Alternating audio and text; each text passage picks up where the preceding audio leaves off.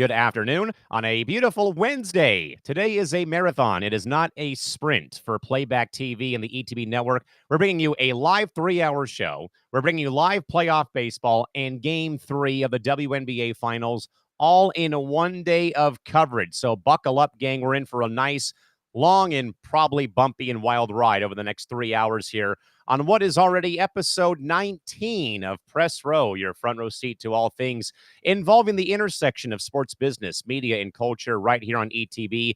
As always, presented by our friends at Playback TV and the Novik Sports Prediction Market. That is Nick Morgeson joining us from Plainview, New York. As always, Callum McClurg joining you here in San Diego, California. Another action-packed lineup of topics, takes, and deep dives are lurking ahead for the next 3+ hours here on episode 19. As always, we want you to follow us on social media. We are always available at ETB Network on Twitter, Instagram, and TikTok. And smash that subscribe button over at youtube.com/ETB Network and let us continue to grow past 1,000 subscribers and fulfill watch hour obligations. As a reminder, we're also brought to you by Playback TV, the real-time fan-first experience where you can watch games with us, react live, jump on the mic, and also connect with your fellow sports diehards in the NBA, MLB, and soccer, all happening on Playback. Sign up for free today at playback.tv and never watch sports alone again. And we're also powered by the Novik Sports Prediction Market, America's #1 leader in sports predictions. Available right now in 35 states like California, Texas, Florida, Georgia, and New York,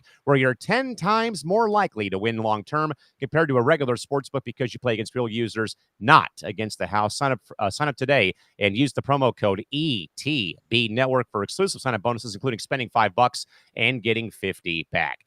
Nick, we are going a million different directions over the next 3 hours on our program, on top of, again, live baseball coming up at around noon Pacific time. Another, more live baseball at 3, WNBA finals at 5. We got live baseball at 6. We are going and covering the sports world today across the spectrum. But as always, Nick, we had a great night last night watching the Yankees stay alive for one more day, including the clip of you reacting to Jazz Chisholm's home run last night. Nick, is always great to see you, man. Always a pleasure. How's it going today? Could you tell I'm a Yankee fan? That kind of. I would hope so. My trainer, who I saw about 2 hours ago, he's like, I saw the clip of you, and I'm like, oh my god, yes. And I'm like, yeah. I said to him, like, I'm usually not like the crazy fan, like, but it was such a moment because I was waiting for the Yankees to finally do something. Yes. And then, of course, we see Aaron Judge, first home run all season that was not in the strike zone all season, which, if you think about it, that's kind of incredible in that he has such a great eye at the plate. Plate discipline. That all his home runs are in the strike zone, which I do question whether, depending on what they consider the strike zone when the ball makes contact. Yes, baby, it's coming. But first of all, he's, 6'9"? Like, he's a giant. He's a giant tree, for crying out loud. And that defensive catch he made at the end of the game, which was like a tree falling down in the forest. I mean, like, and I know, and you know what, Yankee fan or not, like, I still don't think he's the MVP. Sorry, Yankee fans, but I think Cal Raleigh is going to win the MVP. I just think he had an incredible year. But don't get me wrong, Aaron Judge was the reason why we're still in this series, because we were down 6-1. He gets the hit, makes it 6-2. Then the error, which, by the way, left fielder in no man's land, not calling for that ball, that changed the whole game.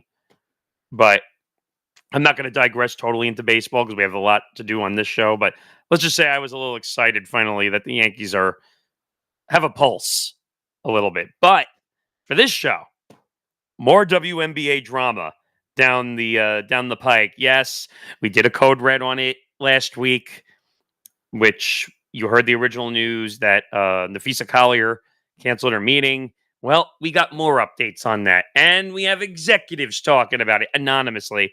And by the way, I don't know if you and I have talked about this before. I hate when people don't put their name to a quote.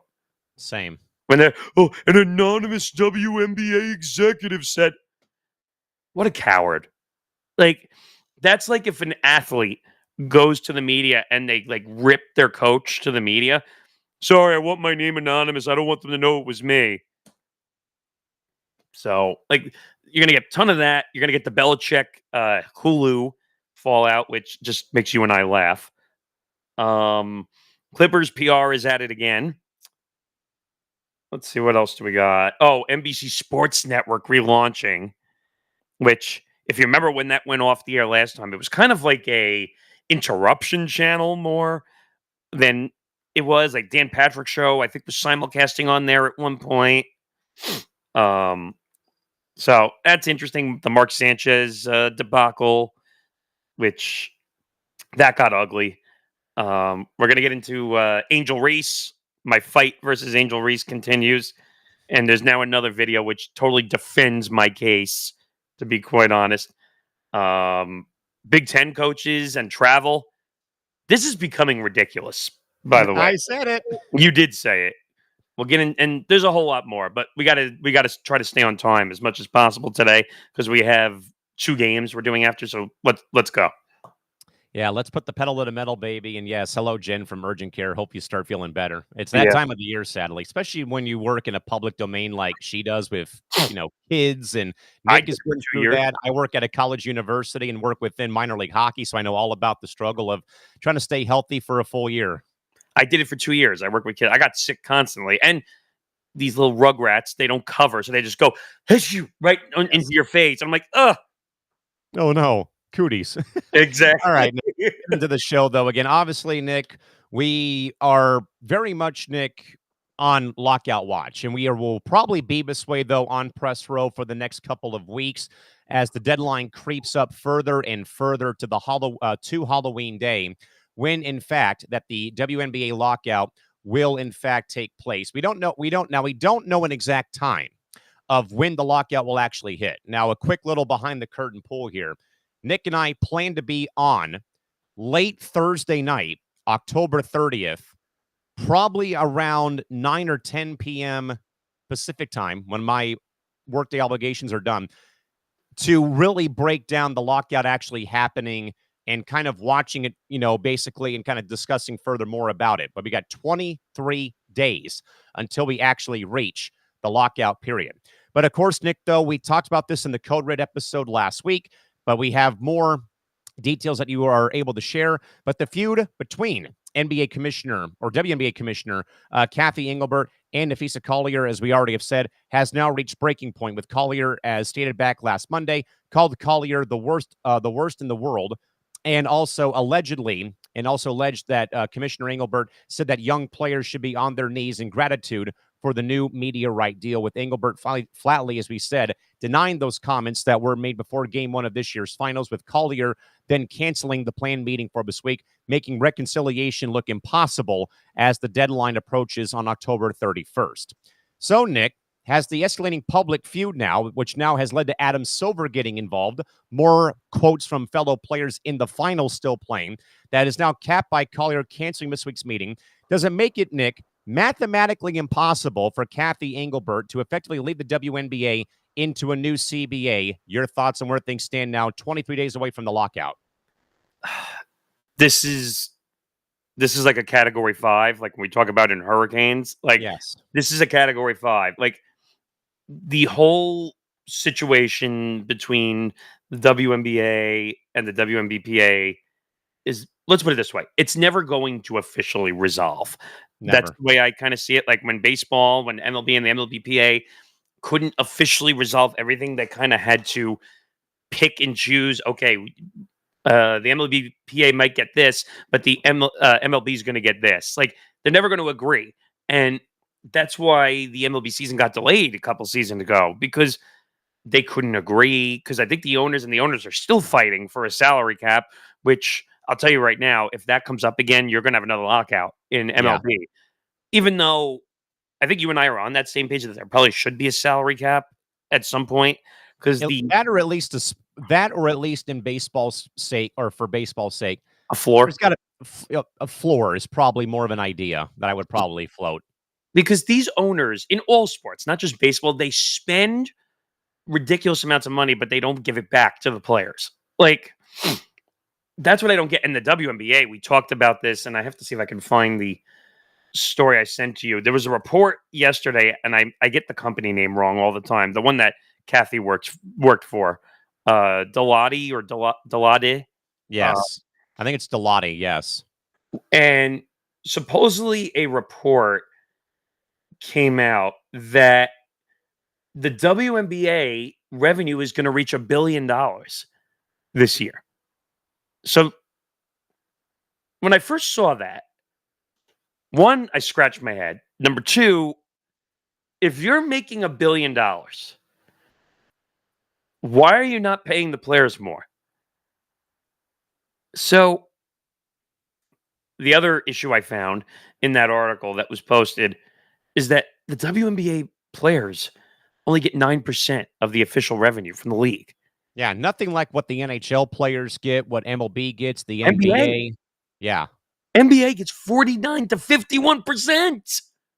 The NHL, I think, is like 52 or 54% in favor of the players. But put those aside for a second. Let's talk about the comparison to the WNBA to the NBA. 9%. 9%? Are you kidding me? These players are the reason that your WNBA franchises are worth the ridiculous amounts of money.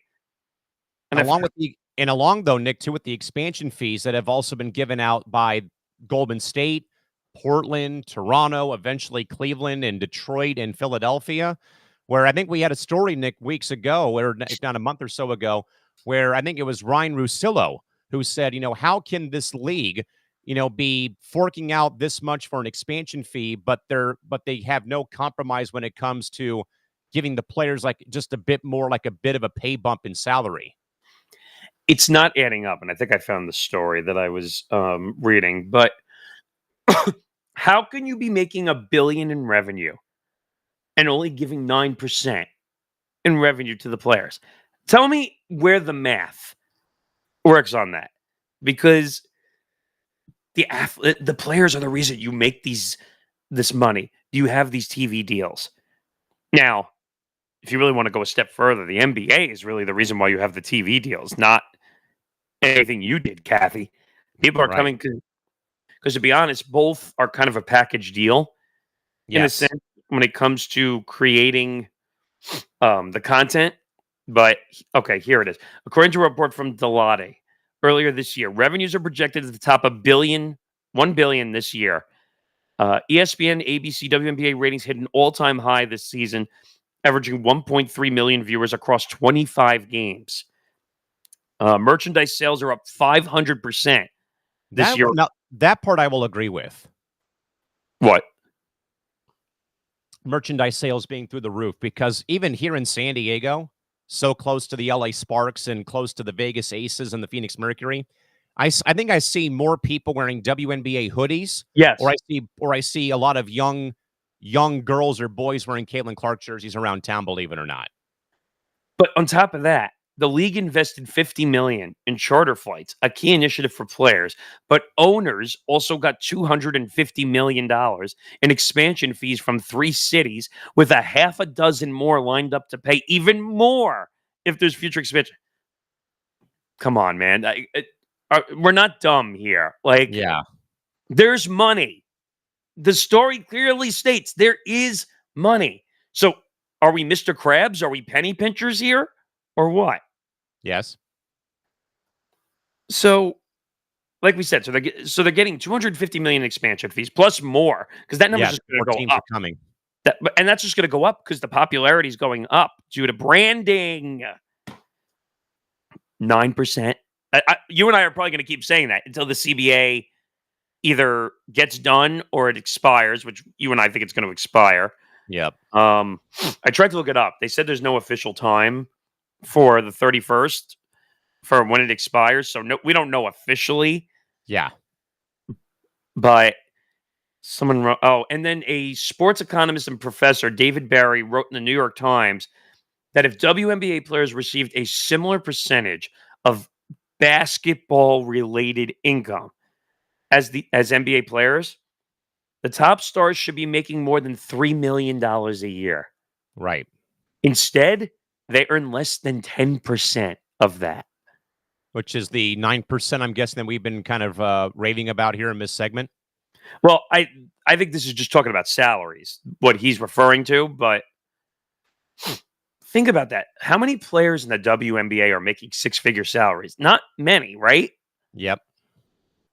Look at the NBA. How many people are making six-figure salaries? Everybody. Everybody is. I think the minimum salary in the NBA is like 700,000 or 800,000, I think. So, 925,000 for the upcoming season. oh, so it went up. Wow. $925,000 for NBA league minimum salary for the upcoming season. Just so you know, that's better than the average person makes working a minimum wage job, for crying out loud, in this country. According to sources on both sides of the CBA negotiations, under the current CBA, players don't get additional revenue sharing. How Wow. can that be? Yeah. Until the league has generated a certain... Oh, I left that out. Players don't get an additional revenue sharing until the league has generated a certain level of revenue. So they have to reach like a certain threshold or a quota before the players get a bigger slice of the pie. Okay, but you're telling me $1 billion hasn't reached a threshold? I find that hard to believe. Yeah, I do too, especially when we have, that long-standing whole thing of, well, the league lost $50 million. Well, show us where's the proof in the pudding? It's a private... I'm going to say this for the millionth time. They are a private entity. They don't have to share their numbers. They're not a public company. Okay? So all these boneheads who are saying that they know the $40 to $50 million losses and they're not going to survive. I don't even know if this number is 100% right. That they claim, because it's an ESPN article, but they claim that they're going to make $1 billion in revenue. Where's the proof of that? Yeah. Nick, the other angle, though, that kind of also happened this week was NBA Commissioner Adam Silver, who we found out during our baseball stream last night, has the full authority and power to hire and fire the WNBA commissioner. So he made a comment recently about that things were getting a little too personal for his liking between the players and the commissioner. So with that, I did find a quote or I did find some audio that I am going to put up on screen here from longtime Phoenix sports writer, now freelance writer, Jeff Metcalf, who covered basketball for nearly 50 years, who talked to Phoenix Mercury star Satui Sabally during practice before the team left. I saw this. Yeah. Before they left for Game 3. So this was Jeff Metcalf asking Satu Sabally on NBA Commissioner Adam Silver, saying that dialogue in the WNBA CBA negotiations is becoming too personal. Let's have a listen. It is very personal because the WNBA wants to forbid us to make a lot of more money than we're ever going to make here, what it seems like in other leagues. So it's very personal. People have families. This is our job. We make more money in China, Russia, Turkey than here. So it is very personal, and I don't think why it shouldn't become personal. How much? So again, folks, that was Satui Sabally talking to longtime former Phoenix and Arizona sports writer Jeff Metcalf before the team departed their facility in Phoenix to go to Game 3, which, again, we will have in its entirety here on playback later this evening. Nick, react to me about Satui's comments, though, about how things have gotten personal. And, again, she kind of basically said, until this league begins to turn some kind of a corner, expect us to go to Unrivaled or go to, these, foreign countries to play and make more money. She's right. It is too personal. It's become very personal. It has. It's jumped over the line of personal at this rate. Now, I don't know what the Turkey, China, all that stuff had to do. That sounds more like political issues that she was talking about, but she is right that it's become overly personal. Yes. To a point where it's almost at the point of no return, in a sense. And I know Adam Silver came out and said that like he might have to step in, which I think he would have done that anyway. But I agree. I think so too. Because if I remember correctly, when he brought in Cathy, because I forgot what's his name, who was the interim commissioner, Mark Tatum, I think it was. Yes. I thought that it was supposed to be a vote of the WNBA owners, but like the same way they do in the NBA, the NFL, the NHL, Major League Baseball, the owners all take a vote on who a new commissioner is going to be, if that's what they're going to do. But this is worse than our code red the other night. This is like, So far, It is. a Category 5 because the players are now speaking out. Now, the one thing that I'll say is a little bit different compared to like 10, 15 years ago when you'd have CBA issues. You didn't have social media. You didn't have ways to express yourself Yeah, you more. didn't have public forum space. I know that Fee was at a convention in Los Angeles with California State Senator and former presidential candidate Kamala Harris recently, where she also had discussed that. There's also, Nick, another angle to this too from Boston-based WNBA SB Nation writer and Celtics blogger Noah Dalzell, who wrote in part in her story for SB Nation that the situation between Collier and Engelbert is now becoming increasingly dicey, with Collier's commentary and part reading for her to begin her speech, saying she has the utmost respect for me and the players, then turn around and call me a liar 3 minutes later is something else. Where again, that goes back to the entire audio we broke down during the course of the Code Red episode last week, where it really, reached a flashpoint where again, Collier here now is calling out Engelbert for this, batch of commentary. So I think, though, that we can all agree in some way that this has become, Nick, a no holds barred match now between the players and the league front office. It's not going to get any better anytime soon. Again, we're 23 days away from the CBA running out. And I I think any hope we probably have of this thing getting resolved, put that in the trash for the time being, for the right now, for the next couple days. Yeah, so I have the audio from her sitting with Kamala Harris. I listened to it a little bit. I don't know if it's going to be perfect audio because it was from someone's thing, but let's see if we can hear it. I never had planned to do that before. I am on the union for our CBA negotiations, like our collective bargaining negotiations for our league. And so for so long, I felt like I saw what was going on behind closed doors. For so long, we tried to have these conversations and move the needle in those meetings that we would have with the league, within our leadership. And I saw nothing was changing. Coaches, winning and losing alike, were complaining about the same things over and over again, players over and over again, and we weren't seeing a change that our leadership was trying to make. And I think I just got to the point where I was fed up.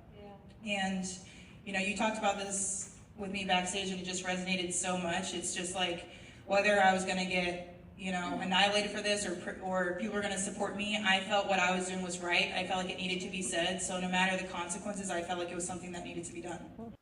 So what's your reaction to that?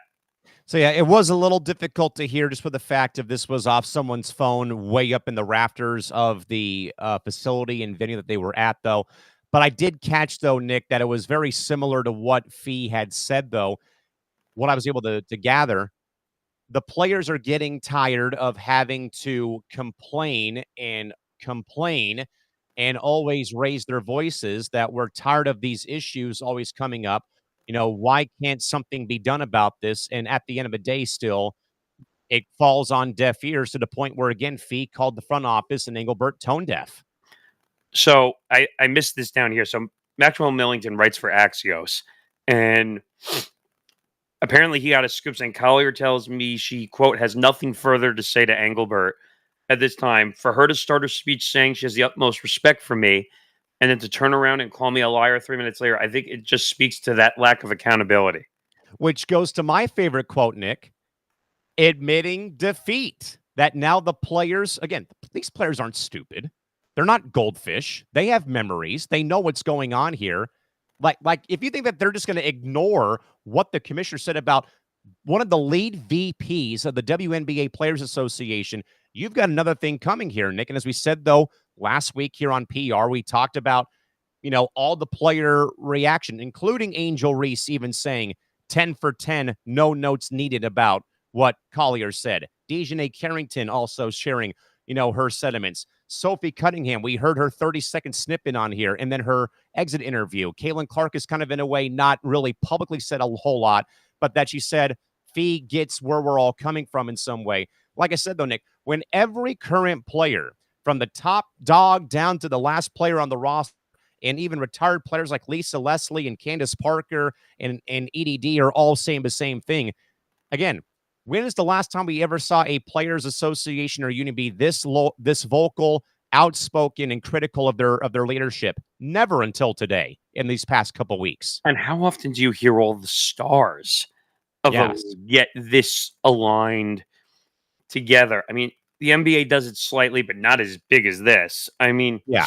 maybe Major League Baseball, because they really fought against the salary cap and were threatening to block out if they didn't get what they wanted. But no, I would say the WNBA is at the top of the list when it comes to sticking together, including Caitlin Clark, who is probably the biggest name. She has gotten behind the Nafisa Collier statement. I mean, she did mention her in the statement, so she kind of had no choice but to respond. But this is a mess. Like, this is a huge mess that Cathy Englebert made worse by speaking, as we heard before game one of the WNBA finals. Just looking like a deer in headlights for that entire speech given to the assembled media at Michelob Ultra Arena. I mean, and no one needs to hear that again. Like, we played it twice when it came out, and then when we did the show. But she would go back and forth. Oh, I support the players, but I didn't say this, or double down on a statement. Again, what benefit does Nafisa Collier have lying to the media at any point during her prepared statement? None. None whatsoever. And that's what doesn't add up here, because just pay the players. Now, I told you, I did not like the shirts during the WNBA All-Star Weekend.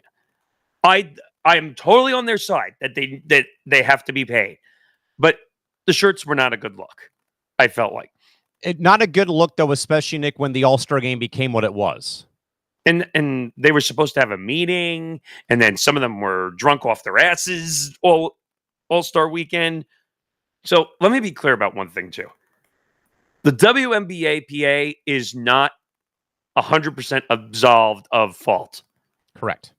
Because everyone thinks it's all Cathy Englebert and the commissioner's office. Now, the players take a bit small part of the blame, though, too, for how they were during All-Star Weekend. And I can, in a way, understand. I don't remember who made the quote, though.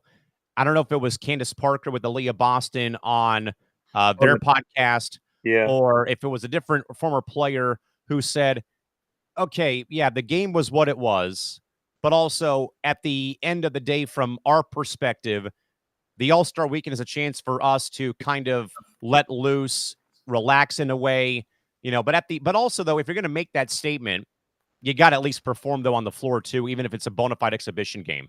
And who was the one that did the call out? Was it Kelsey Plum who called out the players when they were supposed to have the meeting? And yes, Brianna Stewart didn't show up.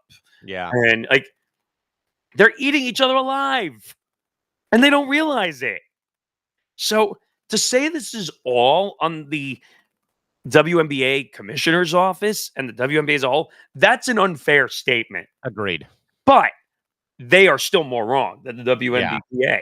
So when you're at the table for CBA negotiations, nothing is ever going to go perfect, because each side is going to fight until they get what they want, and they will refuse to play games or lock the players out until they get what they want.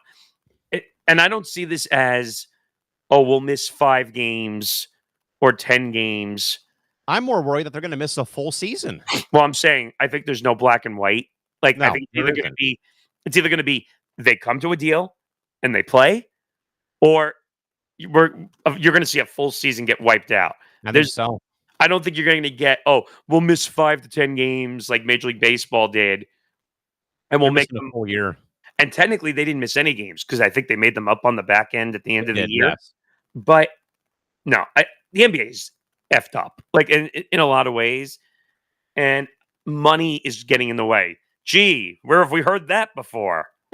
Nick, before we move on, though, thumbs up, thumbs down to kind of answer the question. In your opinion, though, has the public feud capped by Collier canceling the meeting, though, and then basically saying she has nothing more to say to Englebert, make it mathematically impossible for Englebert to effectively lead this league into a new CBA, yes or no? I don't want to give the obvious answer because I would say no, but like this is a tough question because she's been doing it. The problem is, I don't think anyone wants the job of WNBA commissioner. No, I it's think very much a thankless job. so. Has it made it mathematically impossible? No. First of all, I don't think anything is mathematically impossible in a technical sense. Is it improbable now? Yeah. Yeah, I would it say is. it's more improbable than mathematically impossible because nothing is ever impossible. But it's gotten to a point where the only way we might have a season is she might have to go. Or I think Adam Silver probably has to step in and say, "Hey, thanks, but no thanks. But the See you problem is, later." you need a backup plan. Who are you putting in there? Well, it'll be Mark Tatum. It'll be Mark Tatum to start, and then they probably start looking elsewhere, probably internally. I want the name you said. I want Lisa Leslie. I'd love Lisa Leslie. I think she'd be great. I think she would be good. Oh my God, she just retired from Phoenix. Diana What's Taurasi. I think Diana Taurasi because she's a voice for the players. How about Sue Bird? I think Sue Bird would be great. They're all names that would care about Tamika the league. Catchings. She'd be good. Teresa Witherspoon. All names that are willing to run the league but take care of the players at the same time. Yeah. Diana Taurasi would have no bare bones willing to say. And Diana wouldn't be fining players either for voicing their displeasure about the referees because as much as she got teed up and fined back in her playing days. And well, I don't know if she'd be able to get away with that fully because there's rules. No, I know. I'm kidding. But I think she would have more leeway, if anything. But I think what we're missing in this whole scenario is we're going to lose basketball here. Yeah. And we're going to lose more women's sports, which we're having an issue keeping playing already.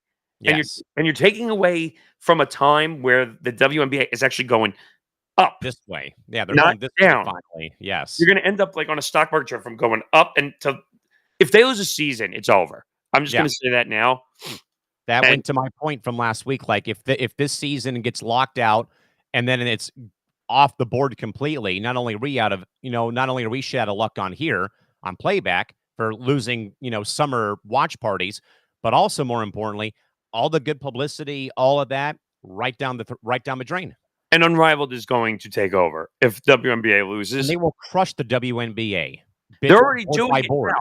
They're already doing it now. When I'm going to go back to that first night you were here doing the first stream with me when we did the WNBA draft. Back in April. And Cathy went up to the podium and said that Unrivaled is not a competitor to the WNBA. Are we sure about that? I think you and I almost fell out of our chairs and laughed. Like I'm like, wow, what a welcome to the ATB family by having this bombshell dropped the first day I'm here. And I'll tell you right now, Unrivaled is kicking the WNBA's ass right now. The only reason why they're not bigger is because they don't have the full money support yet for it. But if they get canceled, it's over. I agree.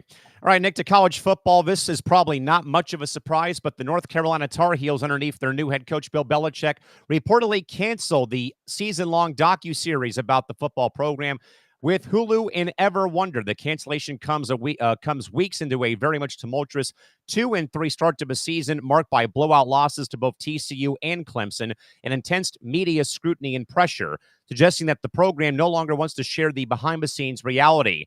So, Nick, does North Carolina backing out of this Hulu documentary prove that the Belichick experiment is already failing from a PR and cultural standpoint as the program attempts to slam the window shut on transparency? I say, told you so. Is the sky blue? Is the grass green? Is water wet? Water wet? Potato, tomato, tomato? Yeah. I mean, am I surprised by this? No. Is it dumb? Yes. I think Andrew Marchand had a really good tweet on this as well, basically saying if the program was thriving, would they cancel it? The answer is no. Oh, hell no. No, because then UNC and Bill Belichick say, "Look, we did it. We beat all the odds." I mean, let me say one thing. Reality reality TV or reality documentary style stuff, I think is shitty. I don't like reality TV. I never have. Uh, I'm a sucker for a good documentary, but not in the Documentaries, middle of this. But not though, like Hard Knocks with the NFL season on HBO or this crap right here. like, I unfortunately lived in an era and where the Kardashians was a thing. You and me both. Well, yeah, that's right. Because we're only a couple months. We're only like 7, 8 months apart. Months apart. But we both grew up in an era when the Kardashians were on the E Network, if you remember way back when. Yeah. And I just remember saying to myself when it was on TV, why?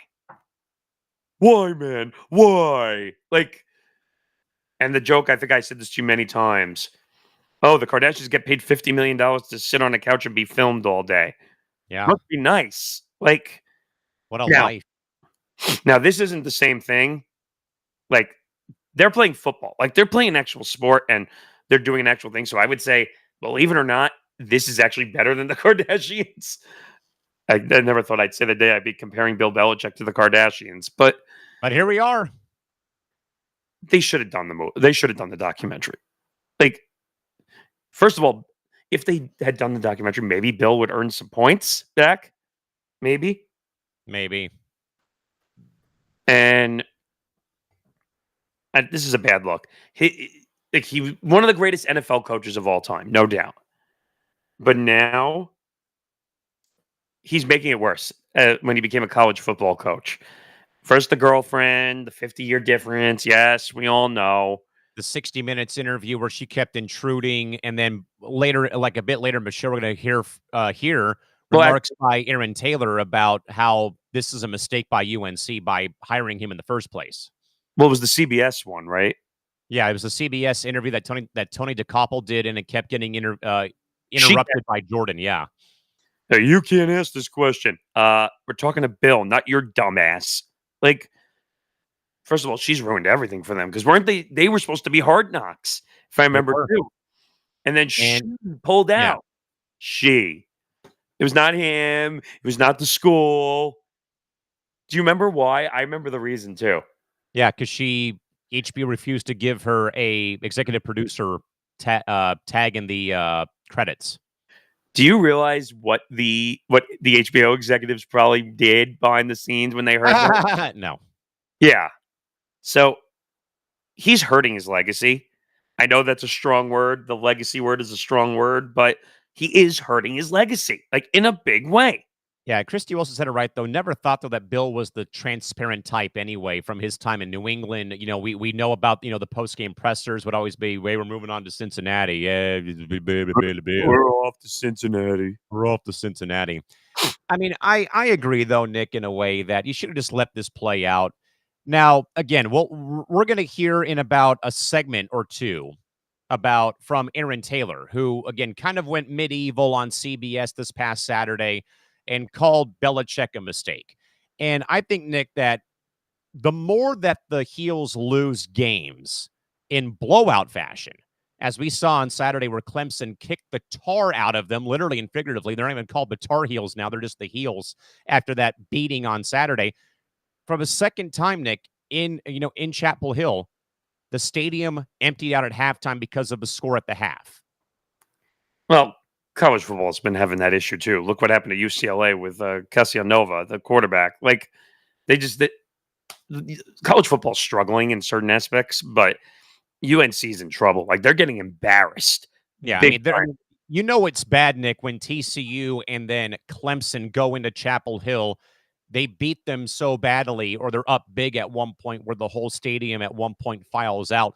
Like, in a way, can we make this comparison? This feels much like Deion year one in Colorado, but only like 1,000 times worse because of how much media scrutiny is on Belichick more than it was on Deion. They're similar, but they're different at the same time. Deion, well, first of all, Deion had a successful NFL career and a college career, actually. Multiple sport athlete at Florida State. Played Major League Baseball too. Dion is definitely more loudly spoken than Bill is. Yeah, and but Dion's been that way his whole career, though, even when he played. Right. Well, he was prime time. Yeah. So it makes total sense. But at least I think he cares about the athletes, like his kids there. Because like I've seen videos And before. sadly, yeah, and Bill is in a Aladdin, to use a Aladdin line. No, to use a line from Aladdin, he's in a whole new world now because he doesn't have a quarterback like Brady to bail him out. Doesn't have the financial, maybe does not have financial resources. His kids obviously have jobs, and he's in a whole new world. He's never coached college football either. That confused me. I thought maybe like he would just go off into the media sphere because believe it or not, and I can't believe I'm going to say this, Bill actually had some funny moments. He was actually good when he actually wanted to bring out his cult of personality for a change. Because like he was laughing, he was having some personality, he was a little less like shoulders up, a little less like he was on Sirius doing Let's Go, which was Tom Brady's podcast, which was kind of surprised. He was on with Peyton and Eli during Monday Night Football. Like he had personality, and I say about him having personality because I think about the 30 for 30 about the 90s Bills.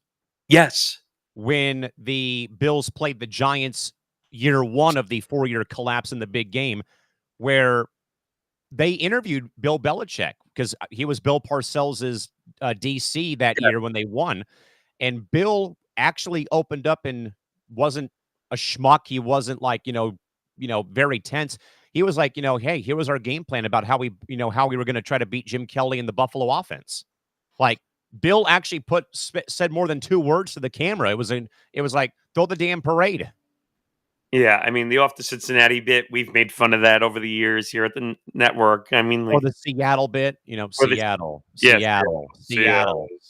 Yeah, but this can't end positively at all for Belichick. It just adds to the list of like just going down, stock down, as we were just talking about stock up, stock down.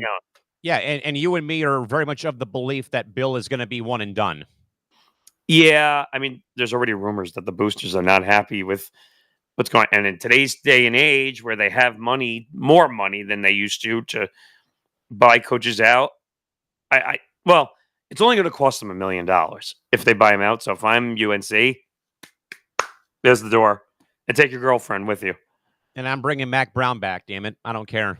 Yeah, I mean, this is a lose-lose situation. Right now, UNC is in a media nightmare also because... On top of it being a nightmare on the field. Well, that and ESPN took a huge financial risk putting most of their games on ESPN. Which, in a way, went to my point about when they did that, too, with Dion year one in Colorado. Right, but at least Dion had a plan. Yes. I would say Bill's got no plan right now. Dion at least has some plans as like being a head coach. Is he a little bit out there? Yeah, that's true. I kind of feel bad for Dion at times too, just because of all the physical. Oh my goodness, I know. I mean, I heard about what happened on Saturday. Obviously, Dion is, he had, the bladder cancer. I think he had his bladder removed. I think his toes. Yeah, and that was, and I did do some digging. That is not related to his bladder cancer diagnosis. Correct. That was a separate thing. Yeah, but still, like I saw him sitting down in highlights. I saw him walking the sidelines with his left foot off, and he even said, hey, the blood clotting has come back. Like I'm really very concerned about his health right now because this is just not good. And they have to keep a bathroom down there on the sideline, and like that, not making fun of him, just like they have to. Yeah, he has no choice. It's part of the side effects of his ongoing health woes right now from the cancer diagnosis. I mean, if you had to put it between those two, I would say Dion is actually the better person. And that's crazy thing to say, but we've seen videos before where Dion has actually paid for some of his kids who couldn't afford to go. He actually, I think there was one of his kids that had too many concussions and couldn't play anymore. Yeah. And he honored the full scholarship for him to go, I think, be a dentist or something. Yeah. But he honored the full scholarship, was willing to pay it. Yeah. And the thing I loved about Dion this season was he got all the guys into a lecture hall and said, here is how you will act act when you are in class. You better be up front, no slides. You better have a shirt on if you're doing online courses, because if we find out, there is going to be harsh punishment. And people in the comments are like, you may not like the way that he coaches or his attitude, but this is how you set up young men for the future when life after football comes around. Also, like, he does a lot of praising, if you know what I mean. Also, from Yes. a religious standpoint, not that I judge anybody, but like, you can tell that he cares. Like, I don't know if Bill cares, to be quite I honest. don't think so, sadly. And you would think, though, Nick, before we move on here, you would think, though, that the greatest football coach of all time, again, is it a foreign world for him, though, because it's college football? Sure. That still is no excuse, though, to try to do the same things over and over and over when it doesn't work. That's true. I mean, the definition of insanity, right? I mean, Yeah, exactly. well, before we move on to the next story, let's talk about Novig before we get there. So, this show is powered by Novig, America's #1 sports prediction book, available right now in 35 states, including right there in California, Texas, Florida, Georgia, and New York. On Novig, you're 10 times more likely to win long term compared to a traditional sports book because you're playing against real users and not the house. Sign up today and use promo code ETB Network, ETBNETWORK, for exclusive bonuses. Spend $5, get $50 in bonus plays when you sign up using our code. And we're having a lot of fun on the app. So join us over there, as well as I think Callan is about to show. There we are. So there's MLB games coming up. So I guess we could do that quickly here. Where are MLB? Oh, there's the MLB game. So they have. Let's hang on. Let me go right to the MLB page for us here. Interesting. They have the Tigers as a. Oh no! So they have Seattle plus 1.5 as the favorite, meaning that they're going to cover the Tigers number, and they have Seattle money line. Where's the game? It's in Detroit. Yeah, it's in Detroit in about an hour's time. I like Seattle. I think Seattle's playing too good right now. What do you think? I mean,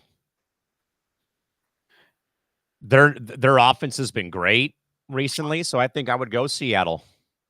All right. So then Milwaukee, Chicago. That's a closeout game, as is the Mariners game. I think Milwaukee's too good, right? Even on the road. Would you agree? You think Milwaukee's too good? I would, so I already put him in. Okay. Now the enticing game. You know what? Yankees you got Cam Schlittler throwing today, though. All right, hold that game for a second because let's look at the last game because that one's the most obvious. Philadelphia, the Dodgers. So let's take the Dodgers. I think that series is over. I think Philly has nothing to play for, really. Okay, now Toronto and the Yankees. Cam Schlittler, who had a record-breaking performance, versus Varlin, who gave up the homer that I believe gave the Yankees the lead last night, will be the opener today for the Blue Jays. Yeah, and my thoughts are bullpen games never normally work out. Though if Rosenthal's reporting from last night is accurate, Kevin Gausman is first man out of the bullpen for Toronto. I know, but then why not just start him then? Like that doesn't make any sense. You're going to go to what was his name again? Louis Varlin? Yeah, why would you go to Varlin first? Just go to Gausman. Like, I think the Yankees pull this out and this goes to 5. I just think the way this is heading, because Schlittler made the Blue Jays look silly. So it's Dodgers, Yankees, Brewers, and Seattle. $5 would win you 45.05 at a plus 801 for 4 picks. So, like I said, go check out the Novig.us site or the Novig app. Use promo code ETB Network. You can do what we did and check it out as well. So and also, when you do in fact play with Novig Cash, you can also copy your plays into a Novig coin play. If you play 500 Novig coins at plus 801 today, you can win 4,504 coins today. Whoa. So we'll keep track of that. That's our press row parlay for today. We'll come back to that, and then when we do one more Novig read later on, I'll bring you some NHL picks later on for the full slate today. Yeah. All right. So let's get back into it. So let's move on to the Clippers story. So Clippers PR grabs the mic. I had brought this to your attention. I'm sure you saw it, but so Ramona Shelburne was at the Kawhi Leonard press conference. I think it was his first press conference in preseason. It was at Clippers Media Day, yes. And it was the whole aspiration scandal that's going on, which Pablo Torre finds out has done an incredible job investigating this thing and having Mark Cuban on the show and going back and forth. And is Steve Ballmer, did he put $50 million into a fake tree hugging company to basically circumvent the salary cap? But the weird thing is, and you and I talk about how media is represented at these media scrums or press conferences. She asked a question, I think, about the aspiration stuff. And all of a sudden, the Clippers PR went and grabbed the mic out of her hand. Now, that's a bad look. It's a bad look. It's a bad optic. What do you think about that from a media perspective, especially since you and I have seen that many times? Yeah, so a quick follow-up. So Ramona made these comments on the long-running Mason and Ireland talk show on KSPN, ESPN LA 710 in LA.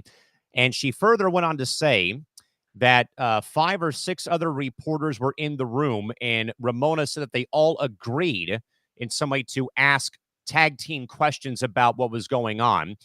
And Chris Mannix, who was also there, confirmed on Twitter that in fact the mic was taken after Ramona's commentary. But yes, Nick, beyond the optics, what is the brazen act of a team PR person physically seizing a microphone from a high-profile national reporter say about the culture of media control the Clippers have tried to cultivate around Kawhi Leonard? And again, Nick, I wrote this in the Mr. Small Market Substack. It'll be in audio form in a couple of weeks, if not next month, about how this organization just can't get out of their own way, in some way, shape, form, or size. But still, I was actually, though, Nick, probably a bit floored that Kawhi actually said more than a couple of words or did that, very much, hey, Fat Albert laugh like he usually does. But also because Kawhi even said, hey, I welcome the questions, I welcome the input, and I welcome the investigation, though he did say that they're clickbait, just like we heard Cathy Englebert say before game 1 of the finals on Friday. I just don't know, Nick, where this is going to go. And I'm sure that Pablo Torre is going to find something else eventually that's going to come out. And it's going, in a way, sink the ship already before the ship even sets sail for the first game of the year for the Clippers. So there's one word that comes to mind. It's the big giant C word when it comes to media. Control. Censorship from PR. Now, last time I checked, PR is not there to censor. PR is there to protect the team, protect the athlete from saying something dumb in the process of an answer. So their job is not to take the mic. They're there to represent. That PR is representation. That's what PR is. And I read more about that Ramona Shelburne, and I listened to the video from ESPN 710 LA, where they said, let's work together, because if we work together, we can get the most out of this. First of all, that's unprecedented. It's very rare. Very rare. That you hear like all the different media personalities that are there to help. Yes. Like, you don't see that ever. We're in such a competitive space that you're not going to share. That would be like if you and I showed up for competing, like ESPN and Fox. It was like, hey, ESPN, hey, Fox, let's work together.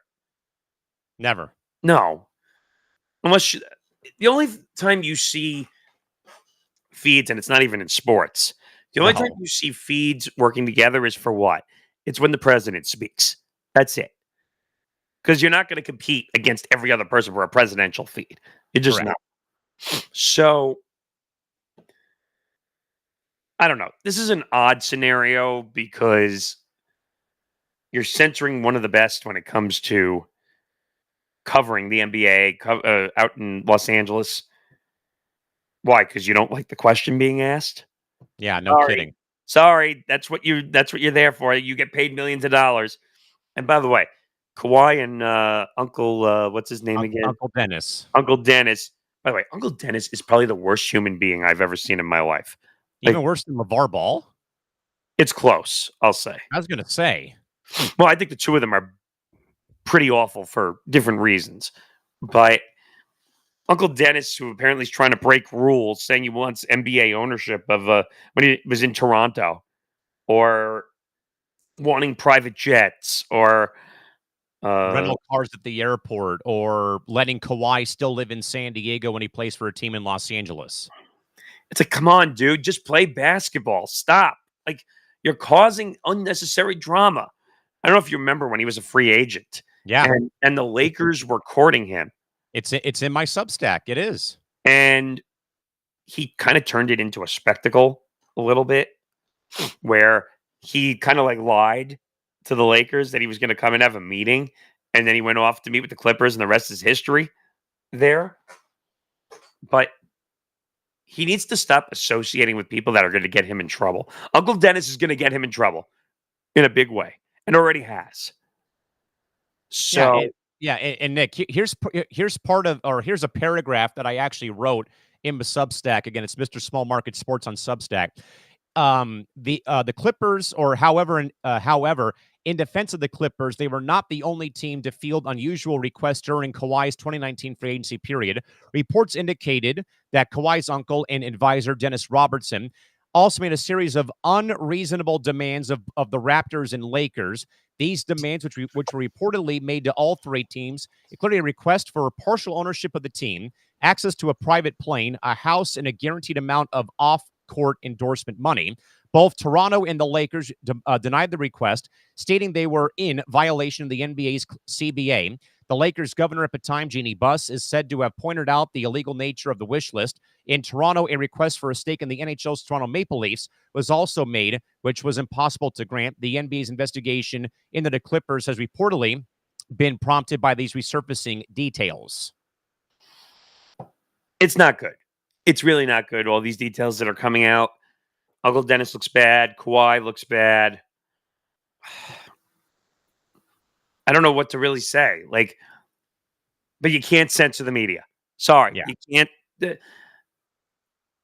I don't know what to really. Kawhi's got to go out and play ball. Yes. And that's the only thing he can really do at this point. And he's got to play games. He can't be load managing all season. Not to say the tension is going to disappear. No, I mean, in a way, Nick, would it be fair to say that this could be like how Jen and I said whenever the Edmonton Oilers was a hockey game, that it would be all about McDavid's contract, that whenever the Clippers lose, hey, what about aspiration? Hey, what about this? What about this? It is. It's going to become a crutch for when he's playing poorly or people are just looking to kick him when he's down. Yeah. But this has been an odd story. And it's only going to get more odd and weird as time goes on, sadly. I think there's going to be more news that breaks out of this for sure. And I think it just gets worse, not better. Yeah, and if you do want to read the story, folks, there's the headline of the story on the Mr. Small Market Substack in conjunction with ETB. That is where you can find it. I detailed a lot about the Clippers organization, even asked my parents who grew up, or didn't grow up, but they did go to Clipper games when they were in San Diego, and I asked about why the team did not do well here. And you can read furthermore about a lot of the things that have already been brought up, though, by the national media in the Substack. Again, that's Mr. Small Market Sports on Substack in conjunction with us here at ETB. Nick, as we get to the top of the hour, my friend, let's actually give some love to playback here. Obviously, we are in the process of a multifaceted, ongoing program restructuring in the next couple of months into the new year. Once, in fact, we get to the holiday break. But, of course, as we said, though, Nick, it is a marathon today, not a sprint with, again, we've got our program. We've got a game starting in the last hour of our show between the Mariners and Tigers. We've got WNBA finals going on. We've got more baseball today. So it's going to be a chaotic but fun day here on Playback. And again, Nick, all for free of charge if you sign up today. Yeah, so come join us over here at playback.tv. or playback.tv/ETB network for our channel. We are over 230 members in this community. So please help us grow. We are also simulcasted to YouTube, so you can see what we're doing on playback over there as well.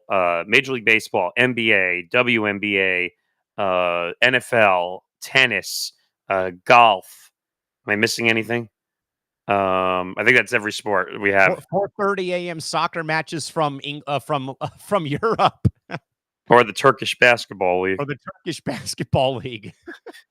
See, we could get creative. There's all types of sports. If you're a fan of a sport and you like watch parties, come over to Playback TV, playback.tv/ETB network. Sign up for our channel. It's 100% free.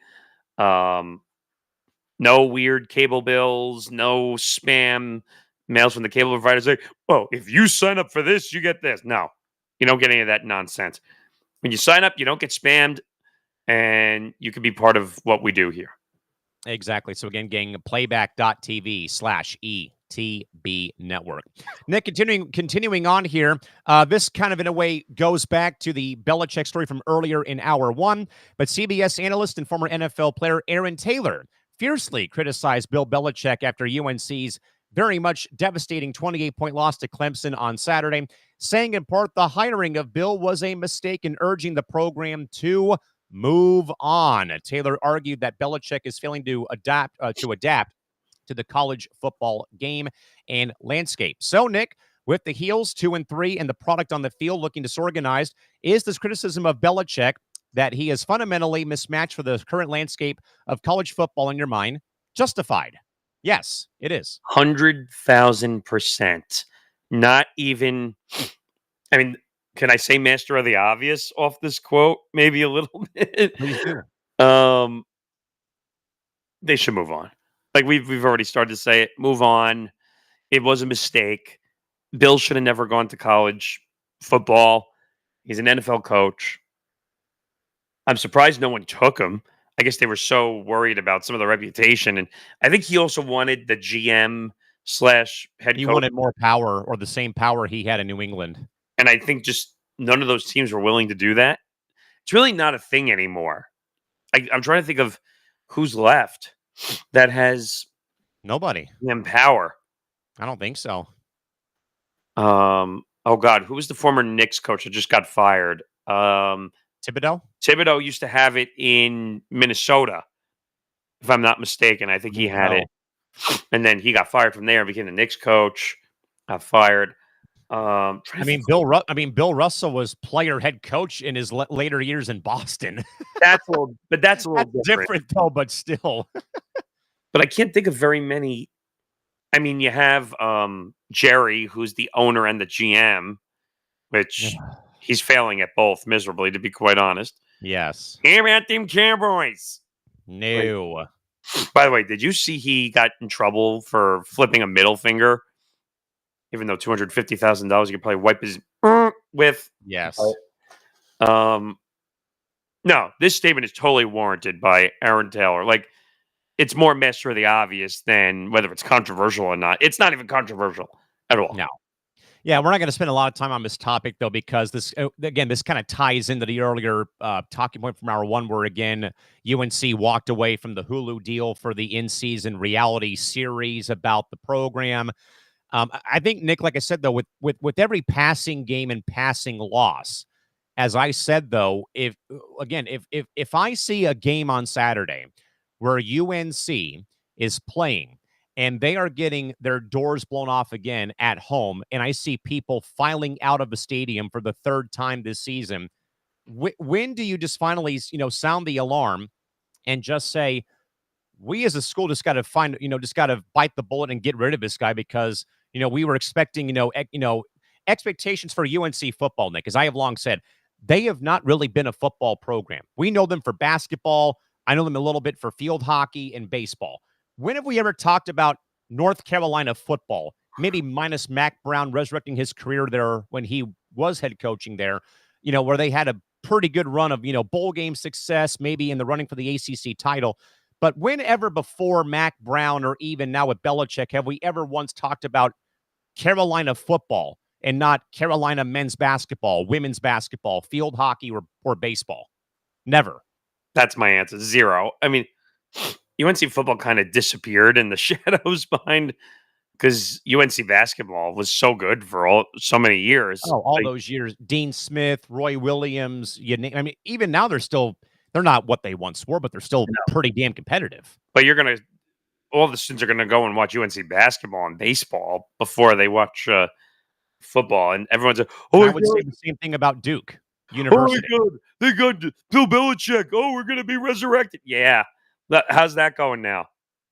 I mean, to the point where, again, Nick, we heard commentary, that boosters, donors, alumni had called Belichick a disgrace to the university before he even coached his first game over the offseason. I think that was a little unfair, because how can you judge someone's character or performance until they coach a game? But now we have the blueprint of how much of embarrassment he's become. Agreed. Let's go now, Nick, to our officially or hour 2 commentary. Of course, Nick, we talked as well on Code Red last week about Brady Quinn being thrust into action on Sunday to replace the wounded, stabbed, and now arrested Mark Sanchez after his spat in downtown Indianapolis. Brady Quinn described the whole weekend as a whirlwind, highlighting the stress of prepping for a broadcast while a major personal story unfolded involving a fellow colleague at work. So, Nick, how does a national sports media company handle a high-profile analyst being involved in a shocking, legally charged incident just hours before he is supposed to be on air? And more importantly, how quickly they got Brady Quinn to Indianapolis to cover this game for Fox with Chris Myers? This was such a ridiculous story, in my opinion. And it's only getting weirder and more dumb as the days have gone on here. So originally, when I was out, like I told you when we were doing the Code Red, I was at my nephew's birthday when I get an alert that says Mark Sanchez stabbed, prayers up. I'm like, that's all the information I had, or most people had.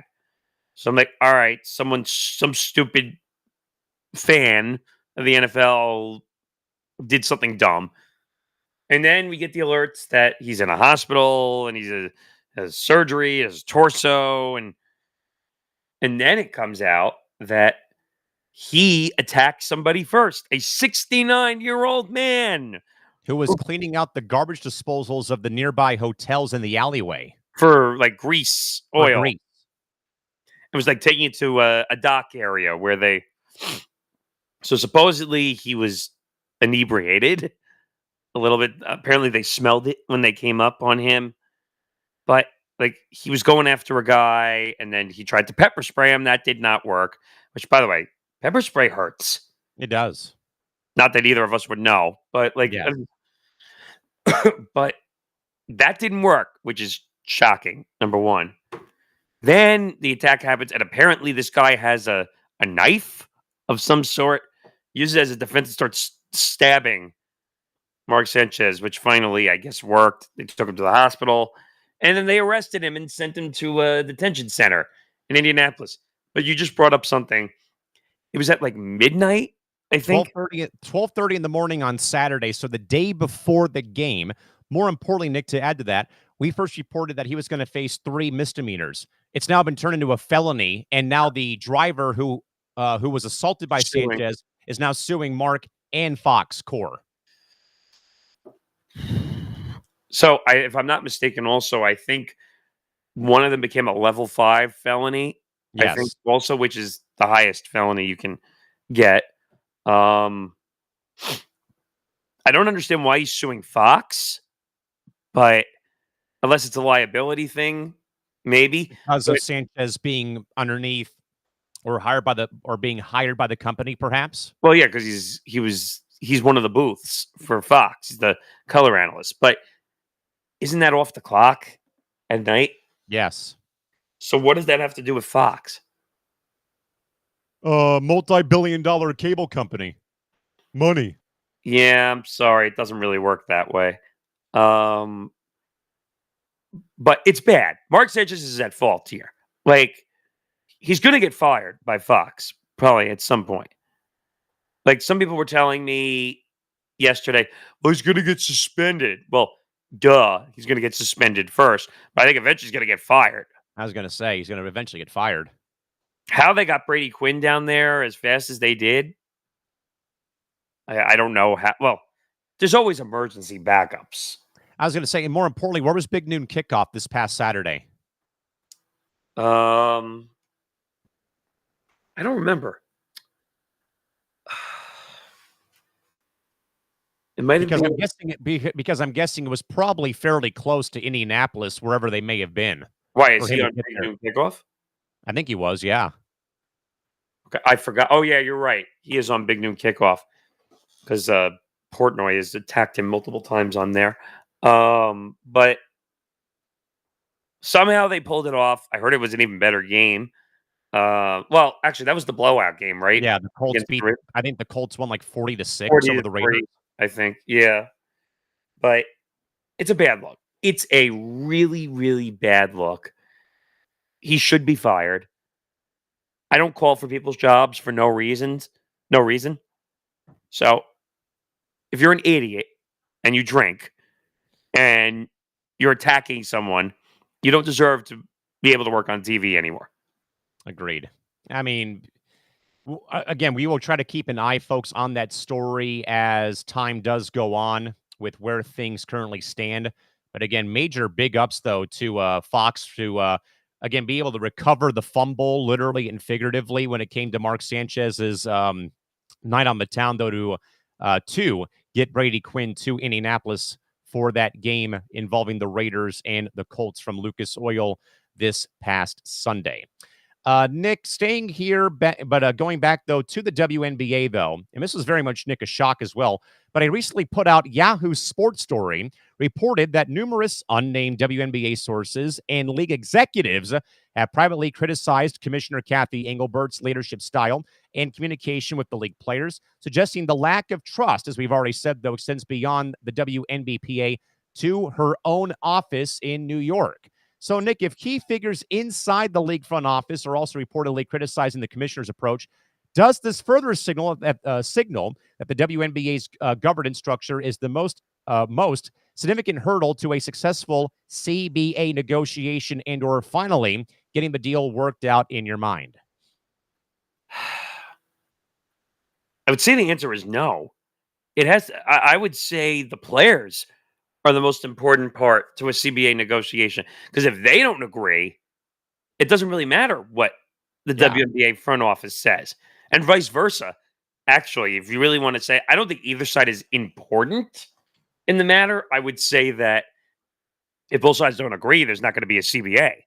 So both sides are either not as important or important. You can look at it either way, whether it's glass half empty or glass half full scenario. You can look at it either way. I told you when this story made it in, I had a problem with numerous unnamed WNBA sources. Yes. Coward is the first word that comes to my mind. If you're such a big shot and you're going to take shots at Cathy Englebert, I'm not defending Cathy, by the way. I'm just making a point. If you're going to essentially take a shit on Cathy Englebert, put your name on the quote. Seriously. I'll lose my job. I really don't care. Then why are you speaking to the media then? Like, that's like if I went to the media and I said, "Oh, Kellen's an asshole and does horrible work," and anonymous ETV network sources say, "Can you imagine?" And you'd be like, "What the fuck is that? Like, who did this to me?" Not like I haven't heard that before from people on this network before who are no longer employed by us. But my point is like that. But still, you would at least think, though, if you're going to say this in a negative way, constructive criticism way of some type, or just criticize in general, at least have the to put your name on it and actually make it public. Because what makes this worse is now you're going to start pointing fingers at people because you don't know who said it. So I do have the quotes, Nick, from Yahoo Sports. Okay. So here is a unnamed league source on Cathy Englebert as commissioner. First quote reads, "She's already unpopular. So let her be the bad guy in CBA negotiations, then replace her. That would literally make no sense. Basically, use her as the rally monkey and then cut her loose. It's essentially what it is. A unnamed executive of the WNBA writes about or says about the lockout, quote unquote, the most important people in this entire ecosystem are the players. Lock them out if you want to, but all you're going to do is ensure that Unrivaled becomes the big person on campus as opposed to the W. So most of that statement I agree with. I think it was the front part that I didn't agree with. The most important people in this entire ecosystem are the players.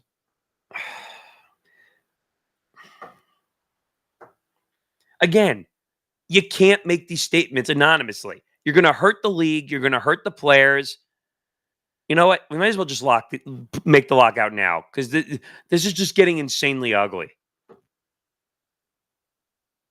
Yeah, I mean, I don't get it. I mean, though I think that they made some valid points, at least they'll still put your name on it, please. I mean, I don't know what else to say or do, but come on now. Gain? What do you have to gain hiding behind that statement? Oh, Cathy's going to find me. You know what, though? Cathy's probably worth it. Yeah, Cathy's probably going to get her ass thrown out the door anyway. So, first of all, and this is another weird thing too, if you know you're in Cathy's office as a WNBA executive, why are you even talking to the media? Yeah. Because you know you can't put your name on it. So what? You want everybody to see your statement go viral, but you're not going to take the blame when you get caught for saying it? Yeah, so did you do this to brag to your friends at the bar like, "Hey, I got to call out the league and the commissioner's office and didn't have to put my name on it." Like, "Woohoo, look at me. Yeah, let's go." I mean, if someone was brave enough like Nafisa Collier to get up on the media stand and actually say, "Oh, this is what I think about our commissioner of our sport, how she's a terrible, everything is terrible, the way she runs it is terrible." We threw out her name. Exactly. Would you be surprised if this was a Mark Tatum? Oh my goodness. Wow. Whoa. Whoa. Did I just throw you for a loop right there? I mean, could it be a Mark Tatum? Could it be number 2 in line or Cathy's right-hand person who may have said that too? I'm going to look that up and see if I can. What the WNBA deputy commissioner? Like the deputy commissioner of the league? Is that, I mean, unnamed WNBA executive, that could be a million different things though. I mean, Mark Tatum though wow. I mean, that would be something. But I think though, Nick, it just further in a way just adds another layer though that this is going to be a very messy 23 days that we're going to be following here on ETB for this damn story. So the WNBA does not currently have a deputy commissioner. It would probably have to be Mark Tatum. I think so. Instead, it has a commissioner and an interim president who serves as the top deputy to NBA Commissioner Adam Silver. Cathy is the current WNBA commissioner, having taken on the role in 2019 after serving as president. And Mark Tatum, the NBA's interim president, acts as Adam Silver's top deputy within the NBA. Can you imagine if that was Mark Tatum? Oh my, yeah. I feel like I'm on a roller coaster now. Just what the? I mean, now, Nick, it's getting really murky because now it's not just the players, Nick, now who have made their thoughts known, as we've been saying, though, for the past couple of segments about the W here on our show. But also, Nick, more importantly, now there's front office friction now involving Cathy versus her own. And it's funny, Nick, before we move on to our next topic. Remember how she said during the phony baloney address last Friday about, hey, when I got here, we only had 30 people working in the WNBA front office, and now we've got hundreds and hundreds working tirelessly around the clock. You and I were just like, hello, timeout. Earth to the commissioner, nobody cares. By the way, so I did a different search. Bethany Donovan is the WNBA head of basketball operations, is considered second in command to Cathy Englebert. She's responsible for the league's on-court product and manages the department that handles critical issues like officiating. So It could be her.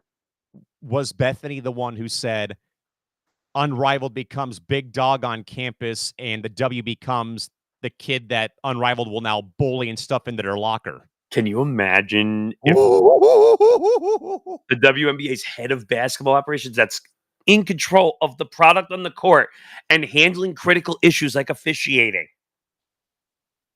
Think about that. I mean, talk about a blow up in the front office of the commissioner's office if that happens. Holy cow. All right, we will keep an eye on that story, Nick. Yeah. Obviously, again, gang, we got 23 days until we get to the official deadline of the CBA. I want one of those countdown clocks with the days, the hours. And as a reminder, our plan right now from behind the curtain is that Nick and I will be here Thursday evening. The problem is we don't know the official time. Yeah, we don't know the official time. That might be one where we probably interrupt our scheduled programming when the deadline does come and go to do Code Red. We'll be here. Don't you worry. We'll be here in some way. I do have to work that night, though, but we will be here in some way, shape, form, or size to break down the entire deadline passing and throw more rotten tomatoes at the commissioner's office and the entire league as a whole. And not only that, because there's going to be rules that go in place if there's a lockout. So yes, we'll be here.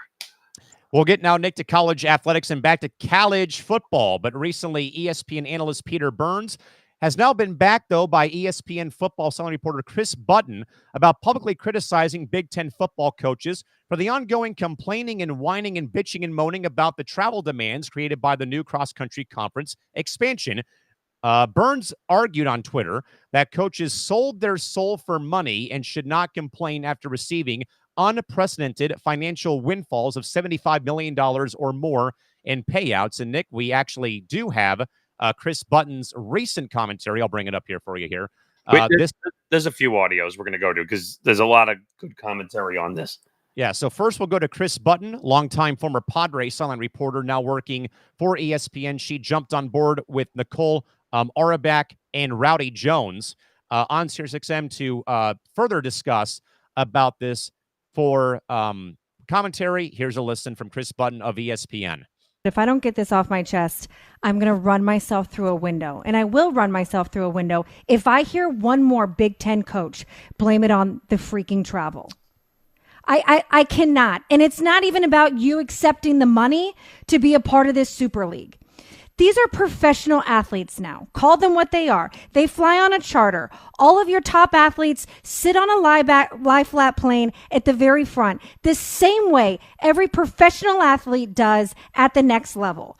I've never heard Matthew Stafford go over and play in Tampa and say, sorry, I lost today. I had to fly across the country. Baseball players at the next level do it every single day. Basketball players, football players. This is beyond the ability to me to comprehend anymore. You complaining about the travel. It was one thing before they got paid. Now you're getting paid more than 90% of the population.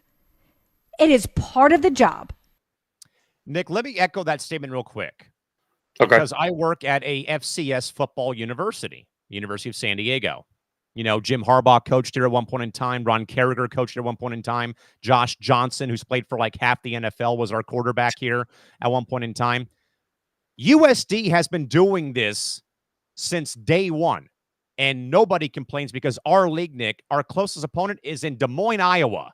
And we play teams in Iowa, Poughkeepsie, New York, in your neck of the woods, down in Lakeland, Florida, Dayton, Ohio, Valparaiso in Indiana, you name it. The Mountain West Conference and the WAC did this at one point when Hawaii was in their conference. They've done this for years and years, and SDSU has never once bitched and complained about this. And I think, though, Peter Burns, though, to his commentary is right, though.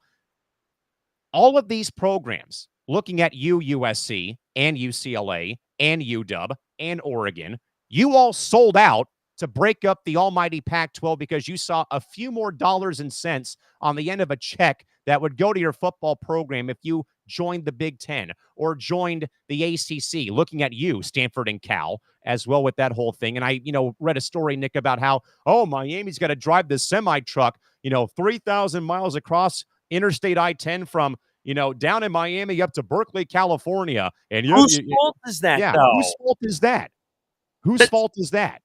I'll tell you whose fault it is. I mean, that's whose fault it is. I mean, we're talking about money here. It's not education. It's not politics. It's not any of that baloney. It's I'll do it again because that's what it is. Like, it's money. And I see you wrote here $75+ million in it. First of all, that's a shitload of money that I didn't realize how much. I knew there was a lot of money, but I didn't realize it was that much money. And that's why they're trying to put laws into place for NILs and not being able to just walk all over schools for money. And they're trying to stop athletes from just jumping and jumping and jumping. Nico Emanueleva stands out a little bit in that scenario, which, by the way, he's an idiot because he took less money to go somewhere else. But he was making $8.5 million as an NIL originally. I think that was in Washington, right? So, and then he went off to UCLA and went from $8.5 million to $1.5 million. And but playing still, in front of a near empty Rose Bowl. Which is that's a whole different issue. But stop bitching and moaning. These schools chose to go to the Big Ten, go to the SEC, go to the ACC, and to basically dismember the Pac-12, which, by the way, the Pac-12 was one of the more popular conferences, if I remember correctly, also. Yes. Conference of Champions. So, and that's that. And I think I've said this before, but for people who are just tuning in now, our college football podcast called Forever Power 5 is a joke to take a shot at the Pac-12 being dismembered. That's why it's called Forever Power 5. So Nick, that actually leads to the question, though, who deserves more of the blame? The coaches who are complaining about the logistics, or the conference executives who prioritized a multi-billion-dollar television deal over the welfare of athletes and coaching staffs? It's the last part of it. Coaches complaining is one thing, Nick, but these conferences, the executives in charge, I don't want anybody ever again to try to shove this argument down my throat with a spoon in a high chair, like I'm, back in diapers, that realignment is the greatest thing ever for college athletics. It is never going to be that way. You can keep dying on the hill and telling me I'm wrong. Look, I've worked in college athletics, folks, for almost my entire time being a broadcaster and announcer of 17 years between Division II and Division I. My D2 conference, Nick, we had 4 schools in Hawaii. They had to go and play in basketball and in volleyball. And every other year, baseball would have to make that travel. And then it'd be up and down all of California, sometimes Utah at one point before the conference basically, in a way, folded schools in certain markets because of enrollment or stuff of that caliber. But at least, though, Nick, Division I-wise, this again goes on any conference executive who, again, sought out more money and, again, only cared about the football program. And again, did not care about Olympic sports, non-revenue generating sports, so on and so forth. I don't want anybody out there telling me that ASU volleyball is such a great thing right now because they played Pepperdine University in the one game that they went to, and there's maybe 1,000 people there on a random Tuesday in Phoenix. Like, yeah, I get they're number 8 right now, but again, the Big 12, though, is still a thing, Nick, that, yes, it might be probably the only really intact geographical sense, though. Still, the ACC, whatever the conferences, Nick, I am beyond tired and livid of always saying that this is not going to pan out. Because, again, I don't take the football element out of this. Eventually, it's going to catch up with the other sports where, like I said, Nick, we will lose more and more sports, sadly, like a swim and dive team, a track and field team, soccer, maybe other sports like that, where sports that aren't as popular. As I said, Nick, unless you are QB1 or the starting forward or whatever in men's basketball, you as an athlete right now don't matter in the eyes of your conference.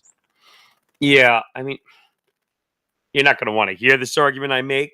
It's more reality, not what I believe, but like, unfortunately, college sports, well, or colleges in general, care about football.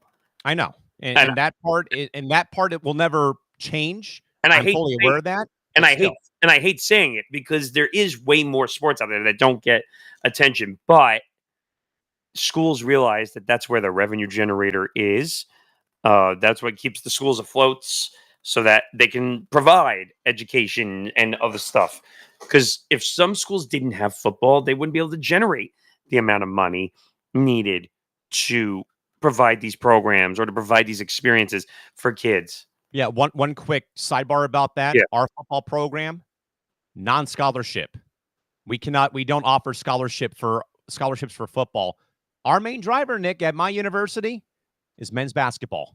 No, that's totally fine. Yeah. I'm not disagreeing with Yeah. that. I'm just saying when you look around the country, Of course.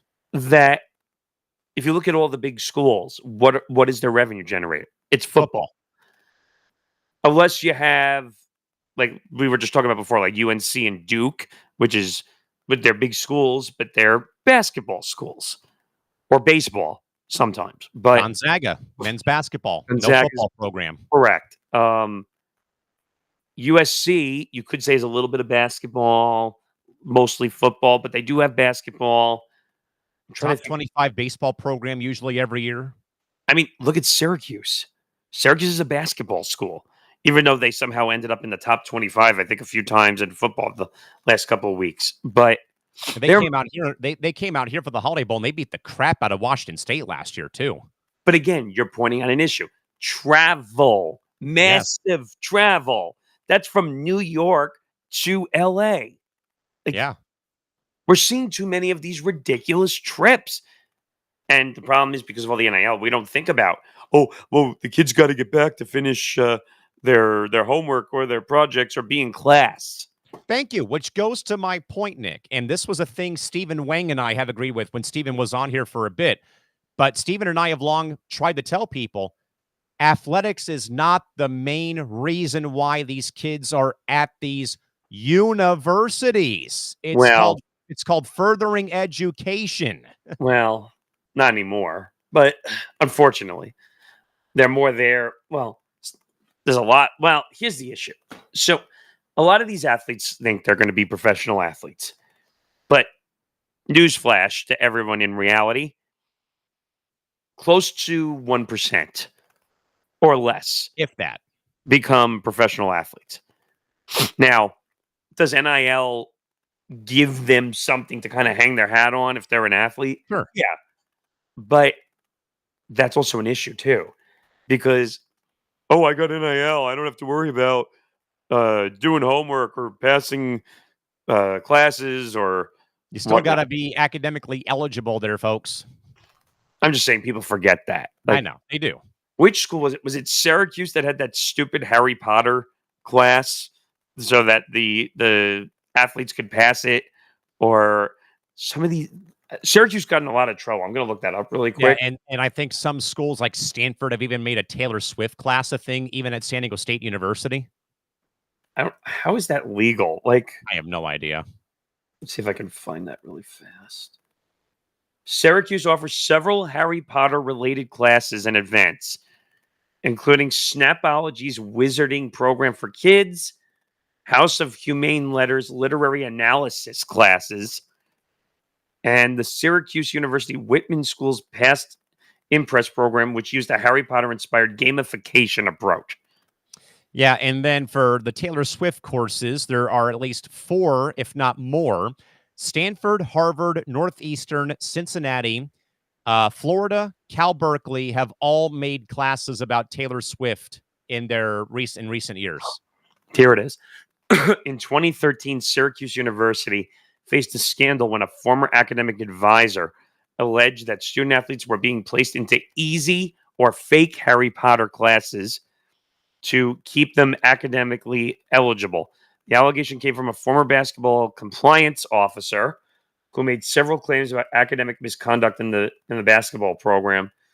The scandal alleged that athletes were enrolled in non-existent classes that sometimes had a Harry Potter theme. The classes were supposedly designed to be easy and to boost the academic eligibility of student athletes. That's what I'm talking about. Terrible. This is going to be, people are going to bitch about this forever.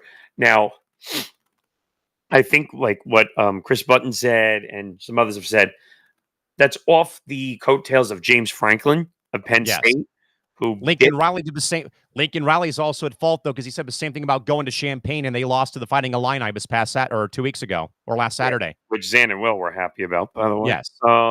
But same thing. The day before they left, he said the same exact thing about, hey, we're going to the Central Time Zone. Hey, it's going to be 9 o'clock in the morning for our guys. Like, shut the fuck up. You all set yourselves up for failure by doing this. Simple as that. Go blame the, I almost called them executives. Blame the higher-ups at the colleges for making this choice, for taking on Big Ten, taking on ACC, SEC. You guys made this choice.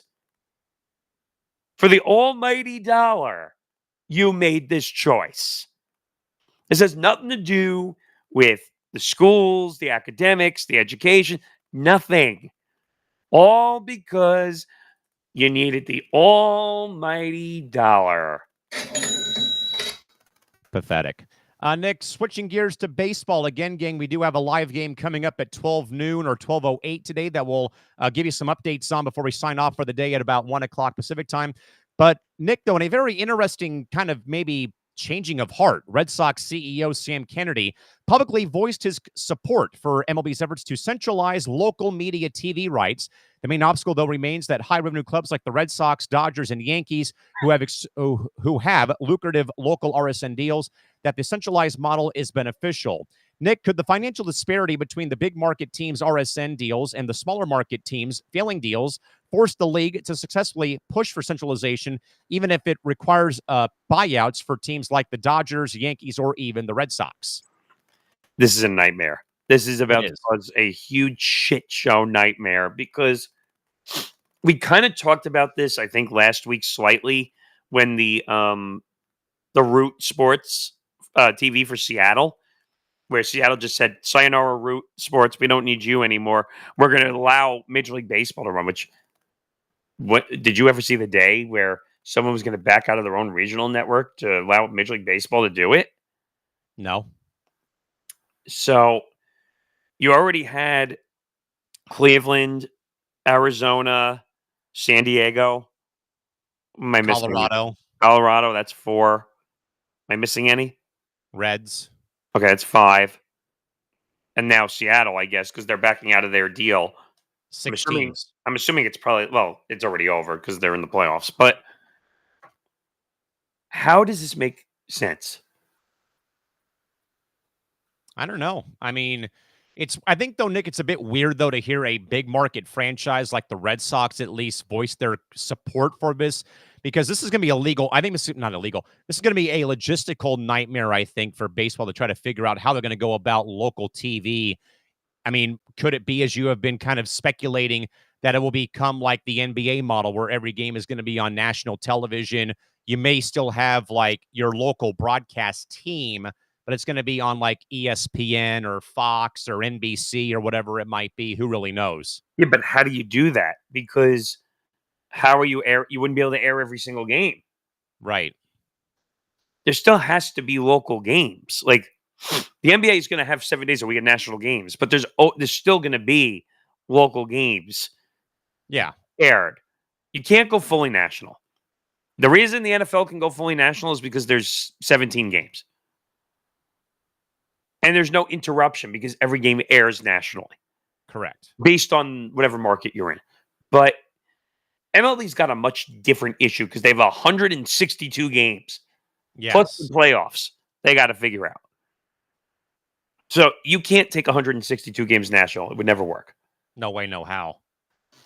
So I was kind of surprised when the Red Sox CEO Sam Kennedy spoke out, because they're one of the very few that can actually still make money off their RSN. And I even think I may have read, too, in the story that Stan Kasten, who's one of the members of the Dodger ownership, was even like kind of not fully giving support, but at least was willing to listen about this, perhaps. And again, the Dodgers have a multi-billion, I think, $1 billion TV deal with Spectrum. Yeah, a huge deal. And Stan Kasten used to be in the Nationals, right? Part of that And the group. Braves. So I don't know how baseball fixes. They have way too many freaking games. Yeah. Season's They- too damn long. They're gonna have to get it, and they're never gonna do it because it's gonna cost. It's gonna take money out of the owners' pockets. They need to get it down to like 100. That's really where they got to start. Because if you're at 100, depending on how many networks, so how many networks are we going to be with the new changes? So ESPN's going to get 30 games, so that's one. Fox. Fox is 2. TNT TBS is 3. NBC Peacock. That's 4. And I think that's it. So it's 4. Netflix will have the Home Run Derby and the And standalone opening opening day game between the Yankees and Giants. Which is dumb, in my opinion. But 4 full networks. Yeah. So what's the math? So that would be 25 games each for 4 networks if they were to go that route. That's doable. Let's see. I mean, if that was the case, 162 divided by 4 networks could be about 40 games. That's still doable, but I would say if you at least get it down to 100, 25 games a network is not that bad. Yeah. But what happens to all the people that have been covering the team for years? Yeah. What happens? So what I think would happen is all the major teams would probably go to national because at least they're like Michael Kay has done national games before. I could see him going. I could see the Mets crew being a national. Don Orsillo and Mark Grant maybe in San Diego could be one. At least Orsillo could be, yeah. He's done TBS and he's done FS1, so he would be one. Obviously, unfortunately, the Dodger broadcast because they Wayne Rendazzo of the Angels, Apple TV at one point. Yeah, he might fit there. It's going to be all the major market ones that are going to get saved. All the other ones are probably going to get sacrificed, probably. But I could see them keeping people from those teams, maybe to be the like on field, or maybe they make up pre-shows. Maybe. But it's such a difficult situation, the amount of games that Major League Baseball has. Like, yeah. I don't know what you do, how you get around it, but they have to go more national. It's really not a choice because the local, look at all the RSNs that are dropping. Yeah. We talked about the Mariners last week. The ones that are going to survive. Yes Network, SNY, Marquee Network for Chicago, both Chicago. Nesson, Spectrum Sports in LA. Comcast for Philly. NBC Sports, yeah. What else am I leaving out? That's a major market. It's pretty much it. So it's like 5 or 6. Those are the only ones that are going to survive out of a possible 32. Crazy. That's bad. That's really bad. But they have no choice. They're making no money. Yeah, exactly. Listen up, gang. If you're looking for better odds, Novig has you covered. With Novig, you always get better prices than traditional sports books, and you can even set your own odds of the market. The only free exchange out there, meaning you keep every dollar that you may, in fact, win. Sign up now with our promo code ETB. Now working at 1,000 Novig coins and $5 Novig cash to start playing. And more importantly, you can also get a spend 5, get 50 back. There's the app right there. Yeah. So we're having a good time. Come join us. Like you said, not playing against the house, playing against other users. So the odds are actually more in your favor than most apps. And you and I have already seen a significant difference in the odds already. This is the first time you're actually doing hockey, at least with the show, with the network here. Yeah, let's go and set some pucking profits. And more importantly, Nick, check that out.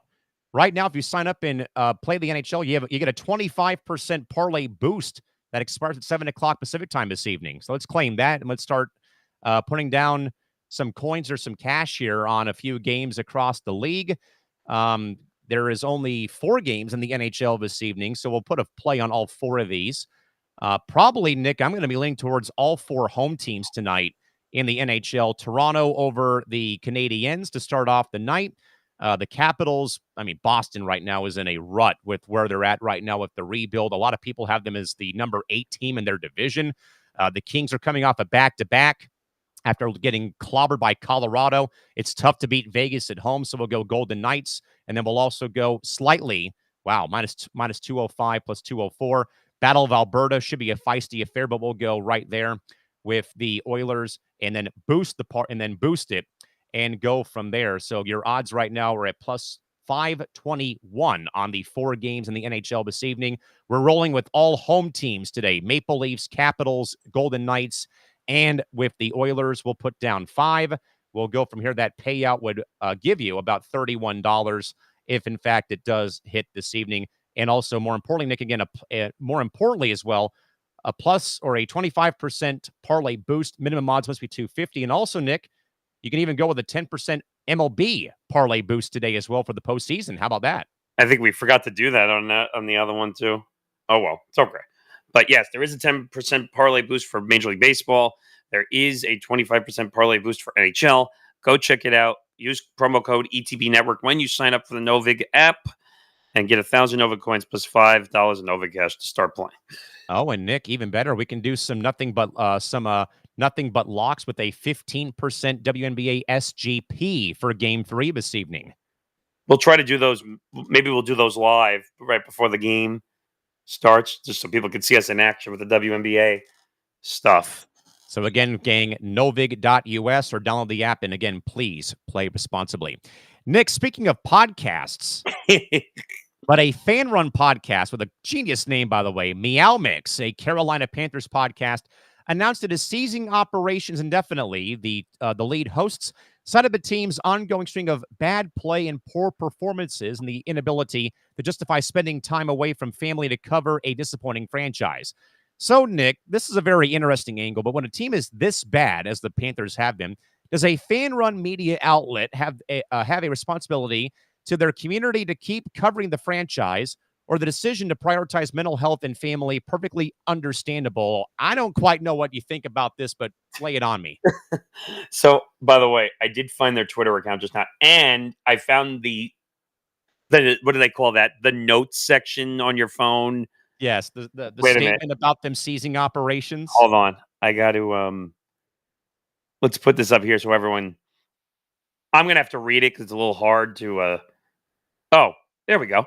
So the future of Meow Mix, which sounds like the cat food brand. Meow meow meow meow meow meow meow meow meow meow meow meow. Okay, I'll stop. Hi all, Meow Mix. A Carolina Panthers podcast is going on indefinite hiatus. Stephen and Jerry have enjoyed bringing everyone our thoughts on the team since our first episode on July 30th, 2019. Sheesh. In that time, we have dedicated several hours a week to the production of the podcast, be it watching film, outlining the show, recording, editing, and general planning. We have met some incredible people along the way and built a small but amazing community of Panthers fans who enjoy our two guys talking football at a bar style. Gee, that sounds familiar. I know. Unfortunately, the last 3 seasons in particular have been extremely difficult as Panthers fans, and creating that type of content we enjoy has not been as exciting or enjoyable. The amount of time on Sundays that we spend away from our wives and young children has become difficult to justify. Part 2. We would be watching the games regardless, but locking ourselves away for 6 or 7 hours on a Sunday just to watch and then discuss a 42-13 ass whipping has become more of a chore than anything else.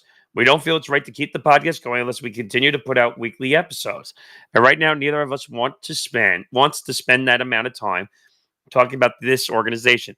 We reserve the right to post an episode here and there, but we will not be uploading on a regular schedule, or possibly at all, for the remainder of the 2025 season. To be clear, we are not abandoning the Panthers or the fandom. We bleed black and blue. Black and blue? That's their color palette. I thought it was white and blue. No, they're black, blue, and white. Oh, okay. We bleed black and blue and desperately want this team to be competitive.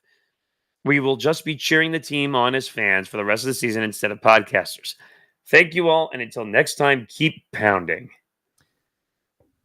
It's a bit of a dilemma. Not really a dilemma, but it is, though, Nick, a very interesting angle that the fandom comes out here of like, hey, we're tired of, locking ourselves in our bedrooms and in our living room or in the bedroom to watch the Panthers play a game. They get clobbered by somebody and then have to dissect, well, we got beat again. Well, we got beat again. But why Right. do that, though? Yeah, basically, like why set yourself up for the the old Steve Carell line or Carell line from The Office. No doubt about it. I can't wait to get hurt again, with watching your team play. But I also, Nick, though, not really wonder though, but this kind of in a way is the price you pay when you want to get involved, like ETB, for example, or with a network that is driving out and pumping out content after content. Again, the last couple days, we've been up 4 or 5 a.m. Eastern time, 1 o'clock, 2 o'clock Pacific time. And I have seen you firsthand, not to, inflate your tires, but I've seen firsthand, though, what you have done for ETB. I've only been here for 6 months, though, but you pumping out 3 shows at 5 o'clock in the morning Eastern to get them ready for audio form, for YouTube premieres, and and again, and now, is that, though, from our angle, though, we've been through this grind, though. You have worked overnights. I've worked early mornings in radio. I've done 8 games in one day when I was just out of college doing, starting out doing high school basketball, where these guys are more of like the fan-driven content. But I get the part, though, of like, hey, 7 hours a day of watching the team play. They're going to lose in some way, shape, form, or size. How bad will it be?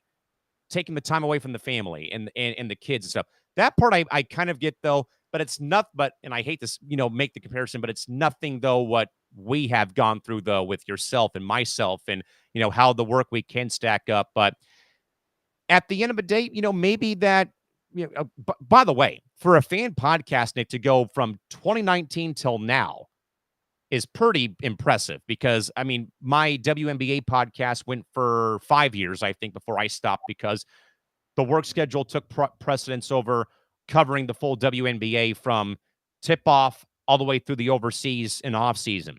So I can kind of understand, though, that is a bit of a grind, though. But, Nick, how do you probably view this, though, about fans just saying, hey, the podcast has been fun, but at the end of the day, we're sacrificing a lot of time from a fan's perspective to just chill on the couch, drink beer, order pizza, watch our team play, win or lose, and then now I get to spend time with the wife and the kids on Sundays now, more importantly than ever. But what do you think? I don't know. First of all, let me say, I totally get family's important. Trust me. I've learned that in the past month or so because I've had my grandmother passed away, and somehow I've managed to continue to do all the stuff here around that unfortunate situation, cleaning out her house, doing all this stuff. And I'm always texting you every day, seeing what's going on somehow, because I like this stuff. I love doing this stuff. I would never give it up to do something else. But I don't know. I have an issue partially with, like, you're a fan podcast. You that's what it's about. Yeah, you are in a way the voice of your fan base. Like, I think of some guys here locally who have done Padre content, like Ben Fadden, who does Talking Friars, and 2 radio friends of mine, John Schaefer and Jim Russell, have been doing the wrap-up show where they literally go on YouTube and recap Padre baseball like 6 days out of the week. They take Saturday off, but they cover every game Monday through Friday, then Sundays. They're on, and also, Nick, they've got a 4-hour radio slot on 760 here from 2 to 6 p.m. locally, on top of doing that as their side hustle. Yeah, you have to remember that in this space, until you get a brand deal, until you get sponsors, which we're heading in that direction finally. Thankfully, we got Novig right now on board. Right. And we have Playback that's been working with us, and who knows, like, hopefully there'll be more down the line. But this space is a grind. You can't go into it and say, I'm going to put no effort and hope I hit the big time. It's just not how it works. Now, from reading that seemed more like something they do for fun. Yeah. So that's why I have an issue with them saying like, oh, well, it's taking away from seeing my wife and my kids. What are you doing the rest of the week? Yeah. Like, come be in our shoes. Come be in my shoes where Yeah. I'm running a full network operation behind the scenes while we do this show and I do ETV and we're on football forecast. And this is one podcast that's done once a week. Yeah, it's not multiple layers like as we've been saying, and I said the whole thing about, the two guys at the bar talking football. That's the Playback Lounge coming here January 5th of next year in the late night slot, where like Nick, I was up, late rewatching our show from a couple weeks ago. And I, some reason came back to the Playback. Chasing Winds was still on the air at 1:00 in the morning. And, other NBA shows were on at 1:00 in the morning on Playback still. Well, Chasing Winds, I think, is West Coast. I think is Yeah. it the Golden State feed. So that actually makes sense. But you're right. They're on late. That's the only way you build audience. These long streams that we do, like I watch afterwards, like, oh, new members added. Like the longer you on, people will want to say, oh, I have an interest in watching this. And that's partially why that we are launching the Playback Lounge in January during the NBA season. It's going to go from midnight Eastern till 2 a.m. Eastern, 9 to 11 on the West Coast, is to hopefully inject some life into our network now that we have a West Coast-based host, that'd be me, who can, in a way add a layer. But also, like you said, though, Nick, that it very much felt that way, that this is what these guys were doing. It was one day out of the week, or whenever the Panthers played a game. I'll even give them the benefit of the doubt. Maybe it's 2 days because maybe they prep on Saturday. Like a game preview, and then they do their full wrap up when the game's over. So I'll give them the benefit of the doubt and say maybe it's 2 days. Yes. But don't tell me that it's a hard grind covering one team. One team. For 17 weeks out of the year. For 17 weeks out of the year, if you get lucky, which the Panthers haven't been to the playoffs in God knows how long. So maybe it's, 20 weeks, 21 weeks total out of the year? If preseason, the regular season, then maybe you do some off-season content. Come be in our shoes. Like, so I'm running 10 different podcasts behind the scene almost for YouTube. And more to come. Well, I'm talking about just YouTube general, not even the playback to simulcast to YouTube. But we have at least 7 or 8 that are YouTube driven. Then on here, we probably have 12 or 13. And Tom is starting up another one in a couple of weeks, another MMA show that we're going to be using the Around the Room feature, which I heard could be soon this week. So come do this operation if you want to talk about daily grind. Reading this message, and again, I'm not disrespecting the fact that you want to spend time with your kids or your wife or your spouse or any significant other. You're a fan-driven podcast. You cover one team. It's really not that difficult. It's not. I mean, for 5 years, Nick, I did this and I covered the entire WNBA. It was a YouTube stream. Remember Google Hangouts way back in the day? That's how I got my start doing this podcast thing. Almost about 10, 15 years ago, roughly. Ironically, you and I did the same thing in different aspects using Google Hangouts. Yes. So, I mean, one team is one thing, but not though when you're in a position like us. And again, I mean, if we're bragging, maybe. I think it's just more of the fact that this show is run by 2 people who are in the industry, who have been through the grind, who have missed graduations and funerals and birthdays and anniversaries and time with family, missing your parents' birthdays, missing your niece or nephew's birthday because you get a call to the office, or even in my case, now you're juggling fall sports ending, winter sports are starting at the college level, your 10th hockey season is starting up in a couple of weeks. On top of, back in, way before I was here, I was going between a Division II and D1 university. I had hockey. I had indoor soccer. I was writing for a soccer team and a pro lacrosse team all in the same calendar seasons. Right. And hello, like during COVID, I was told I would get fired if I didn't work. I literally was going back and forth from Long Island to the city every single day, told that I wouldn't have a job if I didn't work. Okay? So don't give me this nonsense that because your team is a losing organization, you don't want to cover it. I mean, can I say that it's kind of the easy way out of like, well, we'll be back when they start winning again.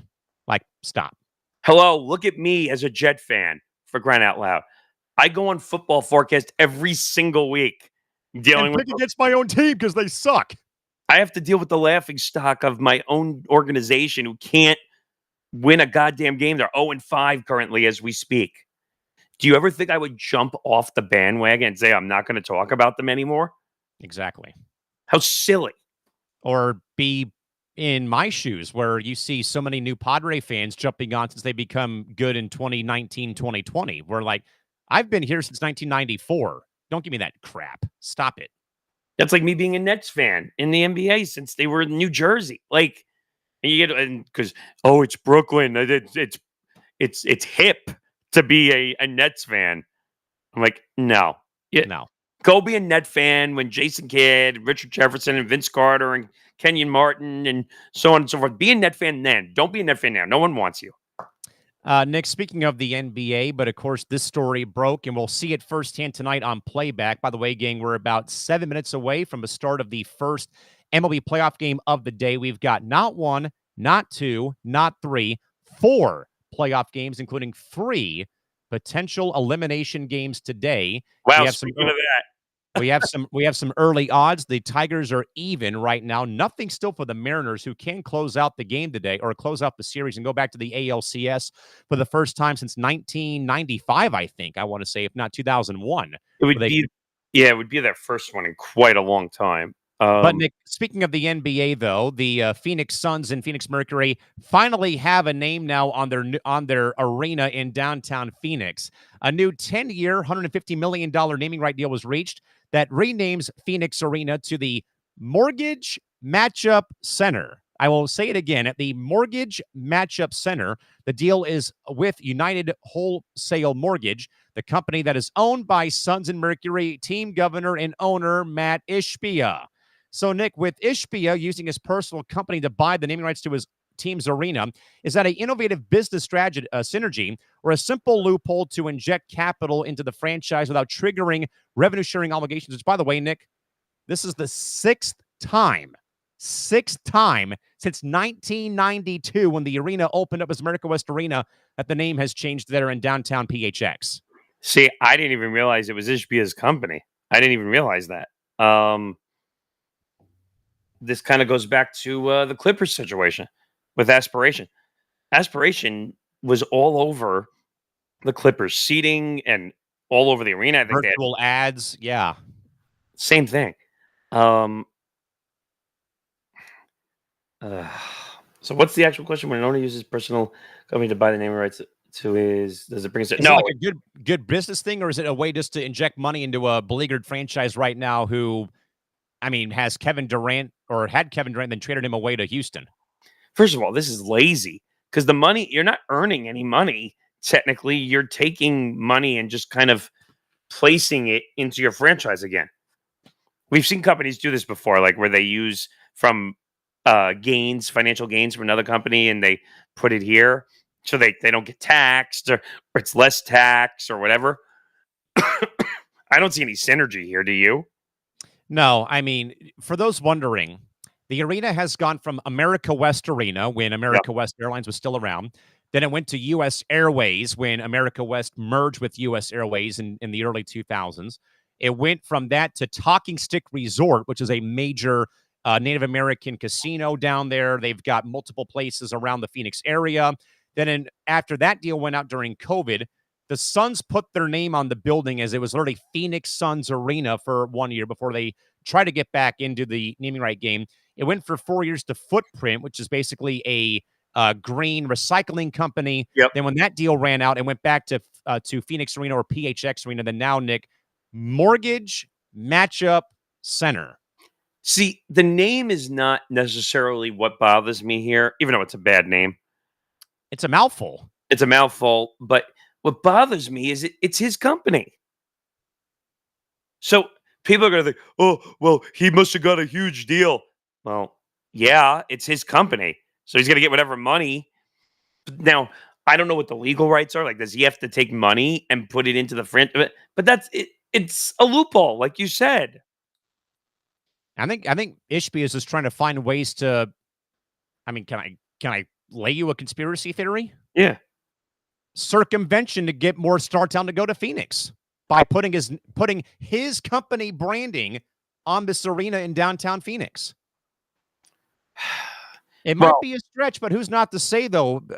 You know, is the Kawhi thing right now going to be a distraction about don't let this story come out now from Phoenix that the Ishbia group is putting their name on the arena to get more revenue in to get more players on payroll for the Suns? This has to be a first because I've never heard of I never have either. This is crazy. Where, because I didn't know until you said that. I didn't know it was his company.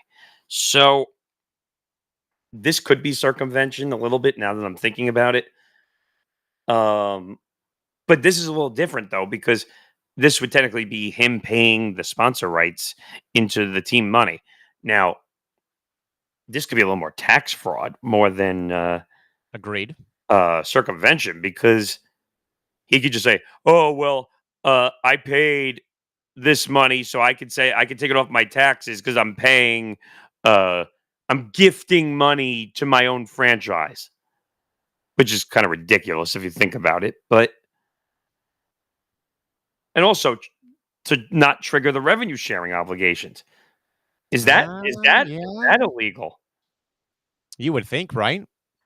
Now, when you wrote that or when you put that up there, I'm assuming you're talking about like for the rest of the league also. Yeah.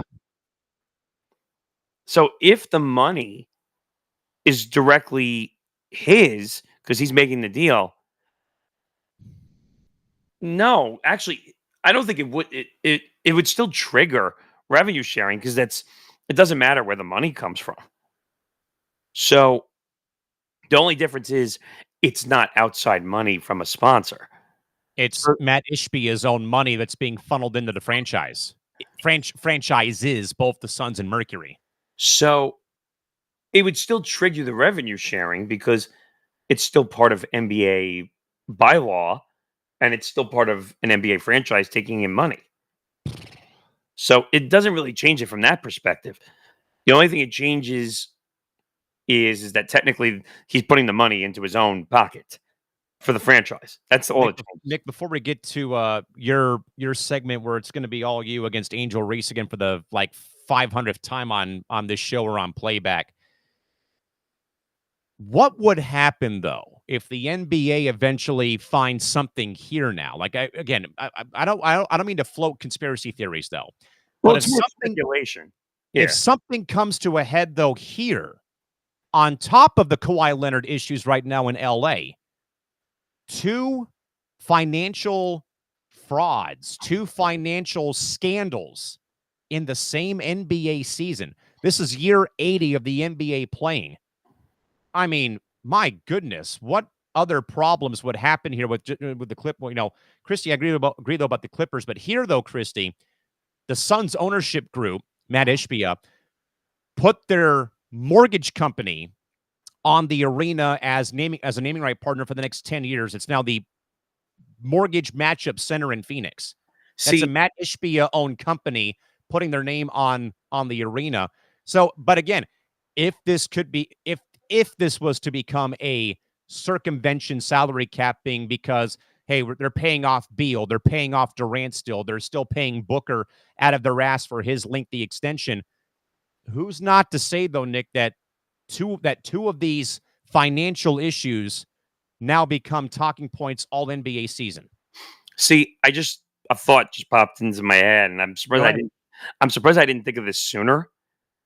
I don't know if it's necessarily circumvention. It's more a conflict of interest. Yes. Because, again, he owns both entities. Yeah. And he's claiming that it's going to be the new sponsor, the new naming rights for the of the next arena. decade. So it's not circumvention because he might still be using the money legally, True. but it's more conflict of interest because he's getting around having to do the work to get the outside name, which costs more money. And also, this kind of came to my mind too, Nick. Did Ishbia perhaps do this to not allow another partner, maybe like I don't know, like another Phoenix-based company or another big partner who could have come to the forefront and maybe outbid him for the rights? Because I know that because little behind the curtain, I know that this happened at one point in San Diego with our arena. The name's changed so many times, and it's been mainly Native American tribes who have put their name on the arena as it currently is right now with the Pechanga Band of Indians and their casino, which is not even in San Diego County, it's in Temecula. But there was talk of local companies like I think Honda, Toyota, Sequan Casino, even the lacrosse team wanted to put their name on the arena, but like other local companies wanted to put their name on the arena, and they chose the Temecula base, which is just north of the border in San Diego, in Temecula with their group on the arena name. Could Ishbia have maybe in a way done this to not allow another partner within the confines of the greater Phoenix area to put their name on the building?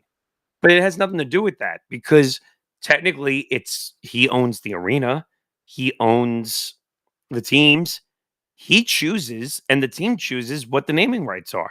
They take whatever deal they feel comfortable with. So it really doesn't matter if he either chooses his own or he chooses an outdoor one, because again, the naming rights are chosen by the team and what they want to accept. City of Phoenix owns the arena. Oh, do they? The operator's the Phoenix Arena Development LP organization. So Ishbia does not own the Purple Palace. City-owned property.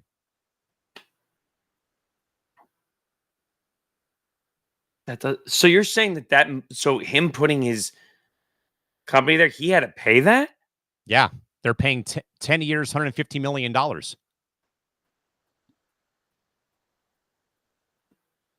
Wow, I didn't expect you to say that the city of Phoenix owned the arena. That you just blew my mind a little bit there.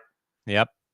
They announced a 10-year, $115 million naming right deal to rename the arena the Mortgage Matchup Center, which is owned by the city of Phoenix and run by a group that operates the building. That's terrible. Ishbia is a fucking billionaire. Why didn't he just buy the arena? Yeah, and that's why I said the whole thing about, did he do this to prohibit like APS, for example, Arizona Public Services, of not putting their name on the arena, or if Casino Arizona would have come back to the forefront, or some local entity down there to not put their name on there by working a deal out with the city of like, hey, let me put my company's name on there, and here's $150 million for the next decade. See, if that just totally changed my argument, because you're saying that Ishbia doesn't own the building. So maybe he did pay the money and put his own company up there, but it still feels conflict of interest-y to me a little bit. Because again, it's his teams that are in the arena. Yeah. So I don't know. Yeah, City of Phoenix currently owns the 17,000 seater. Oh, here's the wrinkle, Nick. What? So per USA Today, and we'll move on here in a second, the City of Phoenix owns the 17,000 plus seat arena, but the Suns get control over naming rights and daily operations of the arena. So then it is a conflict of interest then, because Bingo. And this could be a potential tax fraud situation too. Not like the NBA's already had that with the healthcare scam. I got to be careful. I should say alleged tax fraud, because again, I don't know. But like, this is a conflict of interest, because now that you've confirmed that the Suns have the naming rights, they did it to themselves. but they still had to pay. They did.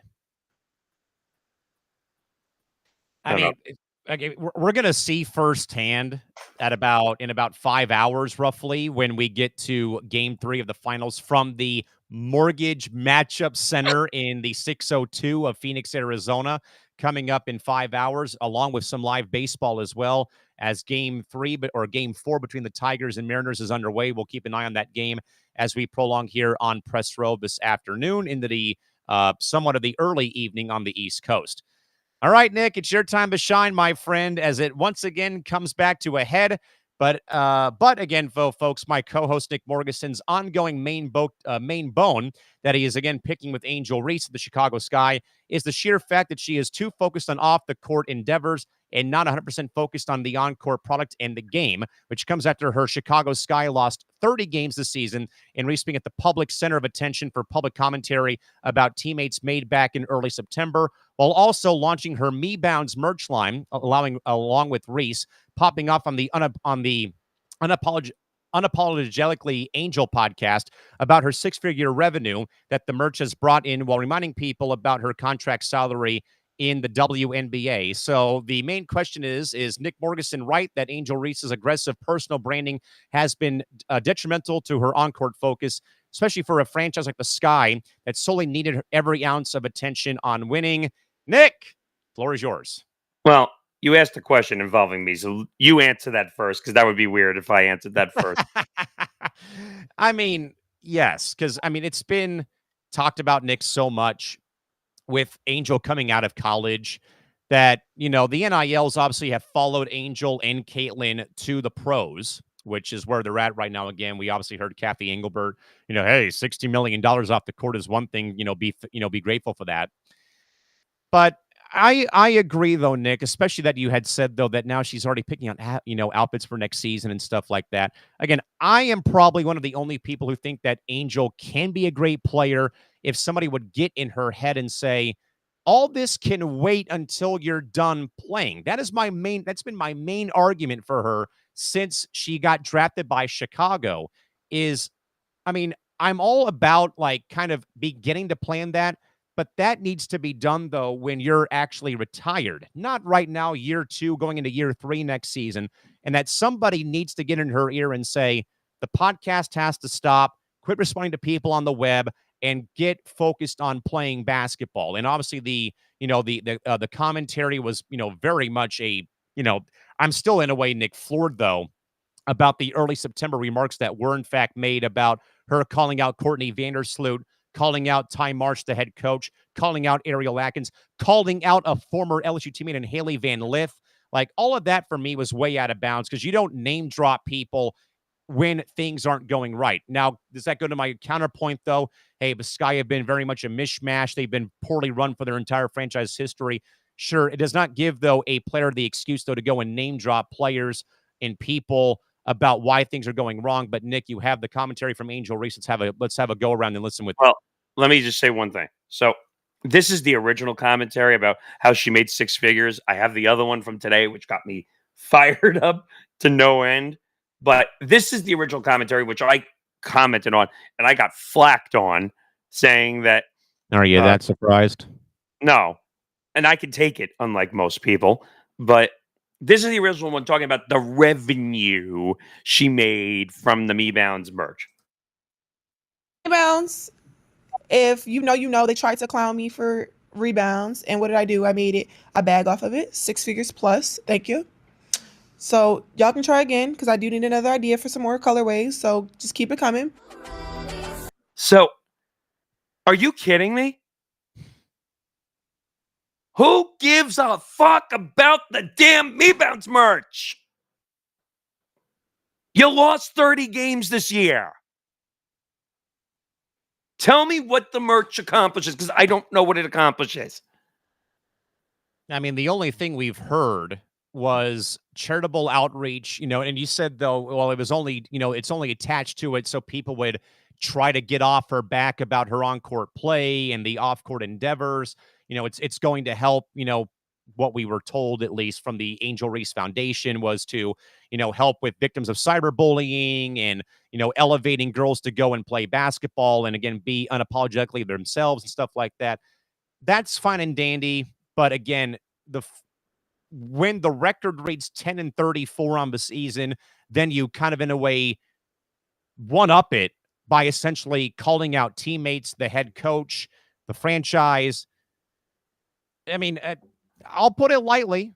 It's a bad look. It's simple as that. It's a bad look. I mean, so there's a lot of things. So Angel Reese went to the Canelo Crawford fight. Yes. And made a spectacle out of that. She, if I remember a couple shows ago, we showed her sitting on the bench in a fashion outfit rather than even in the team sweats or whatever. Angel, do you want to play basketball? Do you want to play basketball? Do you want to be a model? Do you want to be a podcaster? Which one is it? Yeah. Because right now, and I don't really care about what people are going to say, she's a terrible basketball player. And that's not me being mean. I watch the WNBA like you do. Yes. What does she do on the court? She rebounds. She can't score. Her jump shot looks broken. And she's more worried about merch and colors. This makes no sense. And I have the other video too, because we were talking. And while you pull that went to my point in a way, is that, can somebody out there get in Angel Reese's ear? Like, do I dare say, could Candace Parker, WNBA champion 3 times over 3 different franchises, who has defended Angel multiple times on the Post Moves podcast with her and Aaliyah Boston, that could be somebody. Could somebody in the organization, though that is a dysfunctional organization, get in her ear and, nicely say, we need you to be dialed in and locked in on basketball for the upcoming season? I don't know what else that could be done here. Now, for like one more defensive Angel real quick. With the off-court endeavors, one of the only, I think, cool things that Angel did, and it happened, I think, on episode 1 of her podcast. She essentially told her mom, "You're retired. I paid off the house. You don't have to work a day in your life again." That right there was awesome, I think. That one, I think that anybody out there would agree with, because it's one of those things, Nick, that I always say, hey, these guys make all these players make all this money, do something right for a change, and stop, flashing your dollars. Okay, how about Angel Reese paying off, saying, "Mom, house is paid off. You can retire now and live happily." And we talked about that, Nick, a bit with Deion Sanders a little bit earlier in our show. Before his cancer diagnosis. Nick, what about all the videos of like the college kid walk on? Hey, you're on scholarship now. Congratulations. Hey, paying off tuition, because of NIL. We have seen that, though, where I think older brother paid off sister's student loans or paid off whatever. Like, that's the thing I know that people want to see more of. But that right there, again, is an off-court endeavor. And then, Nick, we have this audio that came out, too, from her recent episode as well. Yeah, so this talks about, well, you can read part of it. It says Angel picks 40 outfits before the season. So this actually took place before the season. But when you're hearing this for the first time, I think. But yes, I heard this and I wanted to pull my hair out. I did 40-something fits. I did a fit for every single game. I picked 40 outfits before the season, which is not easy. That is not easy. I hope y'all know that is not easy. So doing that and knowing that, my style is literally completely different. Not because of anybody else. I know you guys always say, Law helped you out. Law definitely put into my mind about finding my own niche of what I like and what I want to do and what's my thing and what I am going to attach myself to. So I changed my own style based on what I like. And he helped me with knowing what I like and what I don't like anymore. And I did look at some of my pictures don't like that. I don't like that anymore. I didn't hear 1 ounce of basketball in there. No. Whatsoever. Are you a basketball player or are you a Fashion Nova? Which one is it? Because you certainly don't care about basketball. Yeah, and that goes to the point though, Nick, as well, about the simple fact too that 40 outfits, it's one for every game but four. Yeah, I mean, she was still four shy of all 44 regular season games. But the point we're missing is, why are you talking about fashion? Yeah, I mean, now again, it is her podcast. She can do whatever she wants with it and stuff, and stuff of that nature and caliber. But also, Nick, that I mean, it's becoming a distraction, sadly, for that franchise. It really is, and I hate to say that after just 2 years of her being in Chicago. And the you call it the fake rivalry between her and Caitlin Clark, where it's been Indiana just dominating Chicago for the past 2 seasons in a row. Where again, I don't know. Again, I'm gonna just keep saying this though. Can somebody please throw her a life raft or a life jacket or a life preserver and get her back on track for the basketball season? See, I'm looking at the Unapologetically Angel account, and it's all ask and someone anything with guests. And this, where is the basketball? Where? She is not interested in making her game better on the court. She doesn't care. Like, she has no dedication to the Chicago Sky. If you look at Caitlin Clark, even though she was injured all season or most of the season, she was there for her team. She was motivated, cheering the team on, trying to help in the timeouts.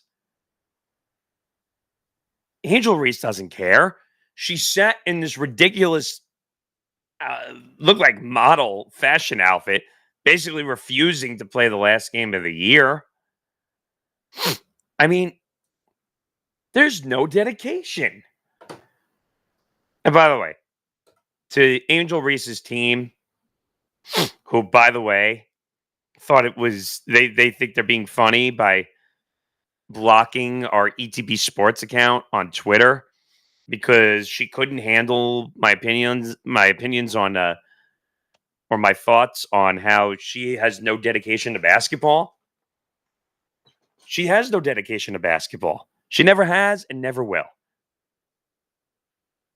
And she blocked me because, or I shouldn't say me, she blocked our ETB Sports account because she didn't like the fact that I called her out because she's too focused on outside endeavors. Because it's true. You blocked me because you're admitting defeat. Just admit it, Angel. You're admitting defeat because you blocked our account.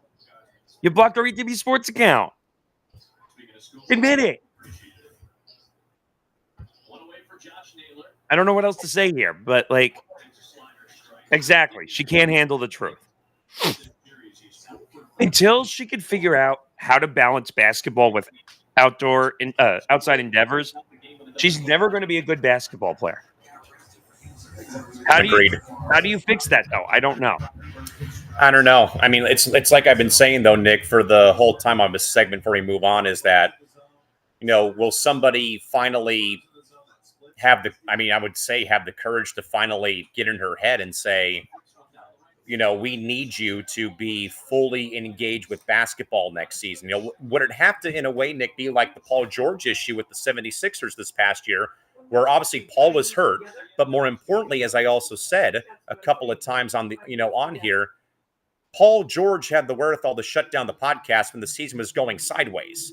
Would that have to be an intervention by the Chicago Sky come next season that, the rules of your season are simple come year 3. You need to be 100% fully engaged and locked in on basketball only, not the Met Gala, not going out to, not going out and doing things, away from the game, but devoting time to the gym, devoting time to the franchise, devoting time in the local community, and being an active participant with the organization and not, going sideways with podcast and Met Gala appearances and TV appearances, or interviewing people on your podcast like rappers and celebrities. The problem is today's athletes have become more personalized to their own brands. LeBron, Draymond.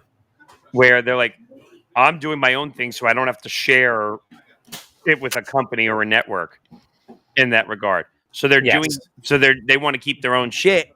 So they don't want to work for a DraftKings, a FanDuel, or an ESPN or for Fox.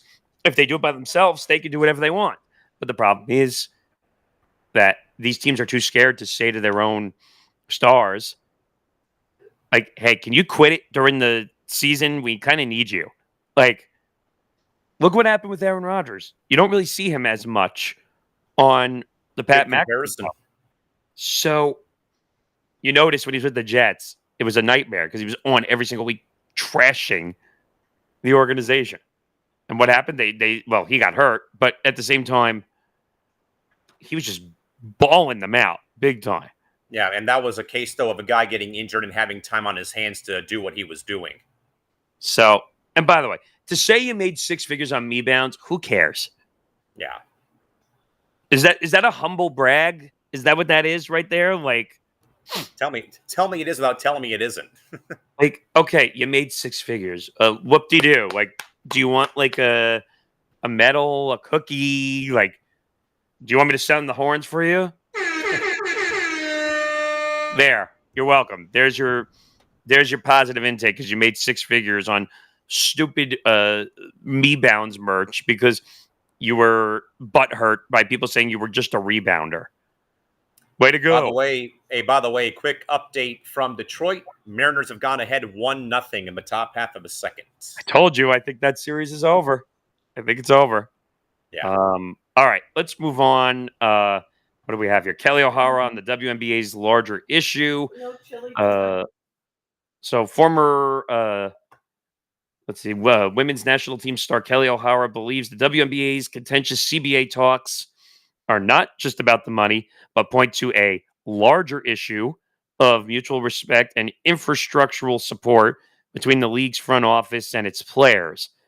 What non-economic and relationship-based issues beyond the back and forth about Cathy Englebert should be at the absolute top of the WNBPA's list of demands in these CBA negotiations?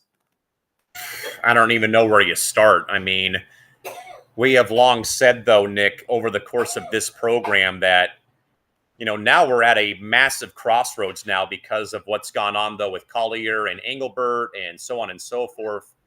That, I mean, Nick, it's bad, though, when former players of different sports now are chiming in on this whole matter at hand.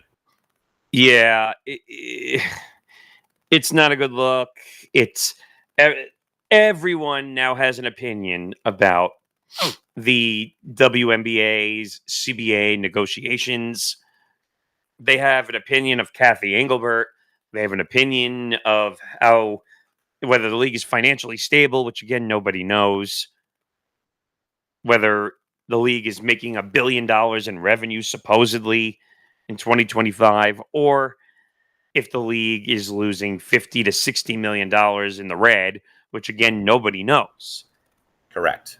So everyone has a lot of opinion, but they don't know what is 100% going on. Yeah, they don't. And, I think, Nick, that last night we were kind of discussing, last night we were discussing when we were running or finishing up the rundown, that, Kelly O'Hara, I think, is more than qualified, even as a soccer player, to talk about equity and equal pay in sports. Because look at what her and the national team did for that year plus, fighting every day to get USA Soccer to finally pay up and pony up the money, especially, Nick, when we know, though, in soccer in this country, the women's national team has been far more successful than the men have here. Yeah. We saw for years. That was a whole legal battle, I think, up to the Supreme Court, if I'm not mistaken, where they had to fight like dogs just to get that money that they were owed. And I don't know if I would say this is the same thing because this is an actual league compared to a entity, which is U.S. national sports. But everyone seems to have an opinion now about the WNBA, but they don't know exactly what they're talking about either. Yeah, no one really seems to know what's going on. It's a lot of, back and forth. It's been this, it's been that. As we again, though, Nick said at one point in time, was mainly about how the players have rallied over the last, couple weeks. And again, I think though, Nick, that this has been a major flashpoint because now we've got players from other sports now weighing in. I think we saw Tyrese Halliburton give his support to Nafisa Collier after the comments came out. Now, Nick, here on Kelly O'Hara's podcast on Just Women's Sports, now it's somebody who, again, multiple-time World Cup champion, who has been, though, Nick, at the forefront to advocate for women's sports and, at least with soccer in this way. And I think, though, Nick, that she's right, though, that there are some larger issues when it comes to infrastructure, when it comes to mutual respect, though, because I think, Nick, any respect that was had is now out the door and gone.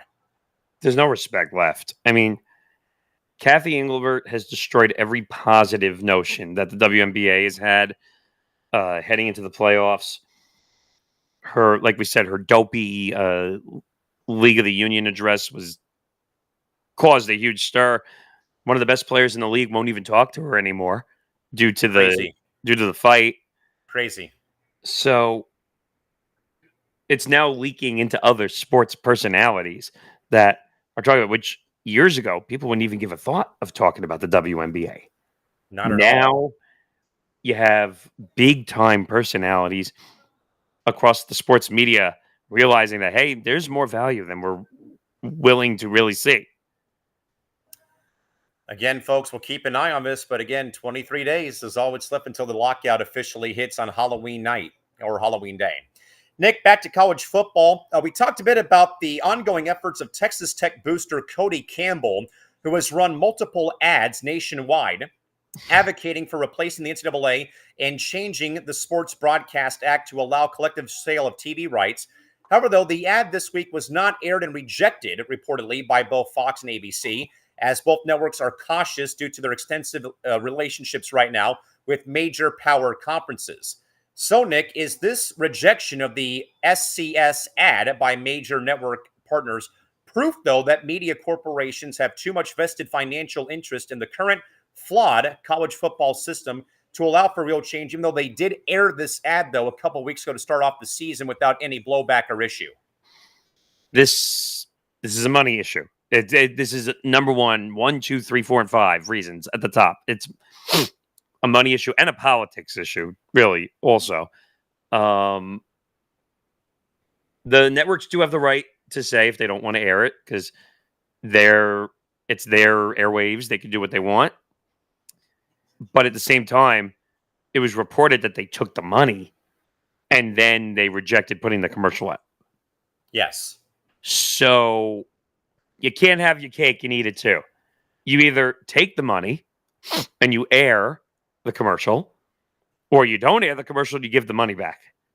Yes. It's not one or the other. Now, I can relate to this on a different level when I worked in radio for 4 years, where on the weekends before the new owner bought it out, we aired that annoying programming you get on the weekends, the paid shit, which I had to sit there and basically you put it on, it runs for an hour, and then you have to do the next one, and the next one, and the next one. The Balance of Natures of the world, or the Purity products of the world, all this dumb NJ diet, lose 50 pounds in 10 days, which, by the way, is not possible. Basically radio infomercials on the weekend. So the reason I can relate is because I saw how this was run, how the operation was run. If I told you the amount that Balance of Nature paid for the year, they paid $1 million a year. Holy moly. To air, because they aired like Balance of Nature 1 hour. They call it a show. It's an infomercial. They did it like 5 times a weekend. They were the leading, like, from the Balance of Nature studios at WABC, like at the top of the hour for the news and all that stuff. Or actually, they had from the NJDiet.com studios. Like, oh my God. But make it stop. But it's the same thing. WABC was taking their money, and they would air the 30 or 60-minute slots on the weekend. But if you reject putting the infomercials up, you have to give the money back. Correct. So if they reject the ad, I hope they gave their money back to them. Because that's a conflict of interest right there. Yeah, Nick, I don't know how this is going to work out or how it's going to play out. But, Cody Campbell has been, kind of doing a lot of hard work, though, to get those ads out. I know he's a booster at Texas Tech, still a big name university. He's worth a lot of money, too.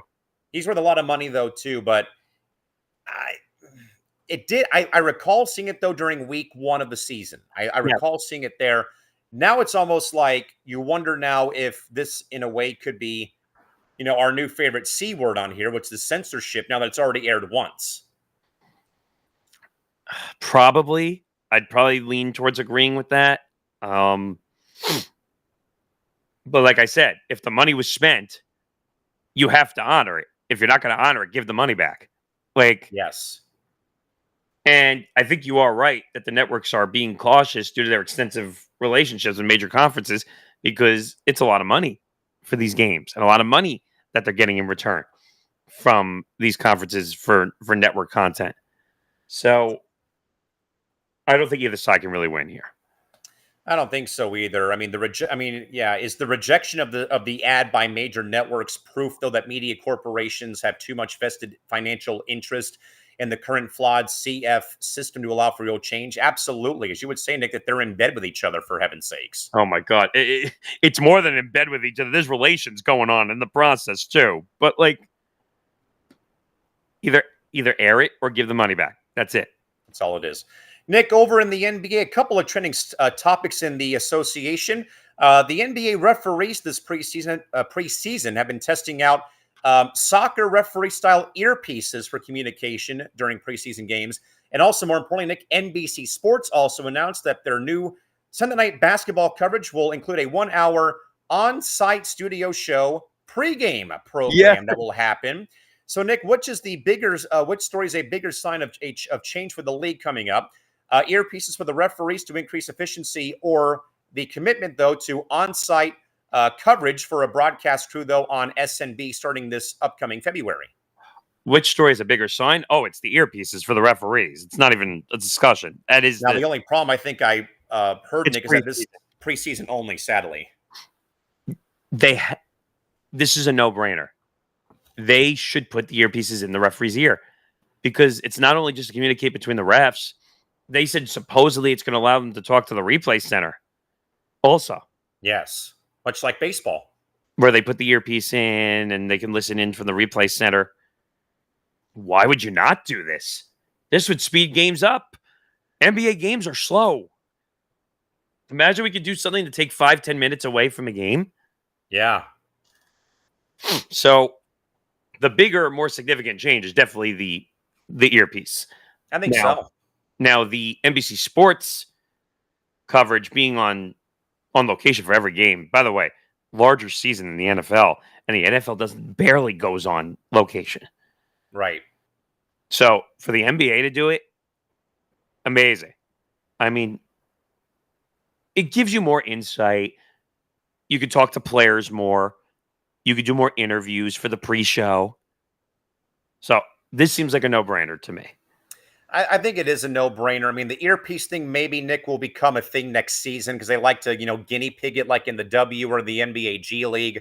But I mean, the commitment, though, Nick, that NBC is bringing here, and we got a chance last night during Blue Jays Yankees. We saw the first snippets of the NBA studios, I believe, in Connecticut, from what you had said, and it was Carmelo Anthony, T-Mac, and Vince Carter walking in with Maria Taylor. They did their media day basically yesterday. And Nick, it was so cool because, more importantly, it said NBA Showtime for the pregame show. Back to the 90s all over again, which I love it. I mean, and it's the same studio they used for Big Ten Saturday night, it looked like. So I think that is in Connecticut, if I'm not mistaken. But no, it looked amazing. I think they picked 3 really good people to be next to Maria Taylor for the games also. But yeah, no, the commitment that NBC has made to basketball, football, and now baseball, which is coming too. NBC might become the new breadwinner. Sounds like very soon. Very, very soon. I agree. But before we get to the last story, let's talk about Novik one more time. As the MLB playoffs are currently going on, you said Seattle's winning 1-0 right now. Well, if you want to get in on the action, whether you want to play for fun or for cash, Novik makes it possible. Trade Novik coins to hone your strategies or play with Novik cash or rewards and real prizes. They cover 13 sports from MLB, NFL, NBA, NHL, and soccer to UFC, golf, and college sports. Download Novik today. Use code ETB Network, ETB NETWORK, and get rewarded with exclusive sign-up bonuses. Pay $5 or put $5 on your account and get $50 in bonus plays right when you do that and get involved in the action. Must be 21 years or older to play. Have a gambling problem? Call 1-800-GAMBLER for gambling advice. Right now, there's our live odds for the first game of 4 for baseball today. That's a live line now, right? Yes. So is still 1-0? Yes. Okay. Yeah, I think that's a no-brainer. I think Seattle's going to finish that up today. All right. Last few stories. ESPN's new analyst lineup. So we got some NHL, we got some NBA. So ESPN is reportedly bolstering its NBA and NHL coverage with the hires of former coach or head coach Michael Malone for the NBA and TJ Oshie and John Tortorella. I love Torts, even though I'm not a Torts fan. Bringing different, often fiery personalities into the broadcast booth. So, which of these new hires is the most exciting addition to sports media, and who has the highest potential to create must-watch viral content on a weekly basis? Torts. Torts. I mean, if we're going to go that way, it's got to be Tortorella. Obviously, the personality's one thing, but also I think though, Nick, the head coaching philosophy, obviously, I always say, former player, former coach usually makes a pretty good analyst, though. This will be one, though, I'll probably watch a little bit because it is Tortorella. We know how he can be. Obviously, TJ Oshie, Stanley Cup champion, better known, I think, for his performance for Team USA in the Olympic Games in 2014 with the shootout versus Russia that, again, knocked out the host from the tournament. Michael Malone, I think, Nick, this is kind of a carryover till he gets a new job somewhere, if you really ask me. Yeah, and I know, like, Jen says, "Oh, well, you can kiss my ass." Well, Jen, you need to realize in media, no one cares if the person is grouchy or crotchety or whatever. John Tortorella is going to make headlines as a media personality. We've seen it before. I think he did work for ESPN at one point. So John Tortorella is the most interesting, unique personality when it comes to even being a NHL head coach. Yes. Because he has a little Bobby Knight in him, a little bit. Comparison. Where he would curse and throw things, and he would sometimes get in trouble because he'd be interviewed by a FCC regulated network, and he didn't pick fights care with the media. So putting him on the media side, come on, that's the most intriguing on this list. I don't know enough about TJ Oshie, so I can't comment on that. I know he's a former player, right? Yeah, former player, won a cup in Washington with Ovechkin in 2018. Again, I think, like I said, more well known by fans of him single-handedly winning a shootout for the American team in the 2014 Olympic Games. And he was asked by a reporter, hey, how do you feel about being the hero of today's game? He said, the only heroes I know wear camouflage, and they're serving on the front lines over in the Middle East right now for our country. Wow. Never thought I'd hear that answer from a player. Hockey's different. No, I appreciate it. I'm just saying that's not the answer you hear every day from an athlete. I kind of agree with him, actually. Because I feel like the term hero is way overused in sports. So is GOAT. But I'm talking about hero. I think more like him. Like hero, I think of people who are protecting and serving, not hero of a sport. For crying out loud. All right. Should we move on to the finale? Let's do it, Nick. We'll get to press clippings now. We'll start off, though, Nick, with the ongoing war with the equity bill in college athletics, but a new bill in Congress, though it's currently shut down, is aiming right now to ban private equity deals struck between conferences in NCAA athletics and outside investors, potentially, Nick, disrupting deals that were proposed by the SEC. We talked about this, I think, like early on in our run here on PR, here on Playback. Yeah, I mean, this is the government being crotchety old. You know what's. Yes. I mean, it's going to happen. Private equity eventually is going to make it to college sports. Do I love it? No, I don't like it at all. But there's so much money now that's involved in college sports that the schools and the entities are not going to be able to afford all of it on its own. But I never saw the day that like huge private entities or private equity firms would come in and say, "Oh, you know what's a good investment? College athletes." Never saw that coming. Never. I mean, I think, Nick, that we're going to be stuck in this like cycle of insanity in college athletics for the next 5 to 10 years, probably. Oh, if yeah. not longer. It's gonna be a nightmare. It's gonna be longer. It is nightmare fuel, and I hate to say, but it is nightmare fuel because realignment, NIL, transfer portal, private equity, massive TV contracts, like it never ends. Expanding the CFP and March Madness as well eventually. It's no longer about the winning the games. It's about where the most money can be made. By the way, sidebar story, Nick. They have already announced the locations of next year's March Madness cities that will be hosting regionals, sub-regionals, and the Final Four. I thought I heard Lucas Oil was back on the list for that, wasn't Lucas Oil is going to be hosting the Final Four. They've done it before. Yeah. Yeah, and so, by the way, for those who are wondering, for men's basketball, no surprise, Nick, the first four will be in Dayton, Ohio, as always. Yeah, that makes sense. Yep. Sub-regional host sites, Buffalo, Greenville, South Carolina, Oklahoma City, Portland, Tampa, Philadelphia, San Diego, St. Louis. There you go. Hey, San Diego's getting representation, baby. It'll be at Viejas Arena, hosted by SDSU as usual. Regional semis and finals, so the Sweet 16 and Elite 8, Houston, San Jose, Chicago, D.C., Final Four, Indianapolis. The Final Four was a no-brainer. They've hosted that many times. Many times. Yeah, and Lucas Oil is always packed for it. And then trying to see if the women have already announced their locations yet. Give me like a couple of seconds here to see. They always announce after the men's, always. That's usually true. Trying to see if they've put it out yet. I don't know if they have. Yes, they have actually. It looks like. Okay, so first four and the regionals have not been put out yet. But the regional semifinals right now are confirmed for Fort Worth, Texas, and Sacramento, California.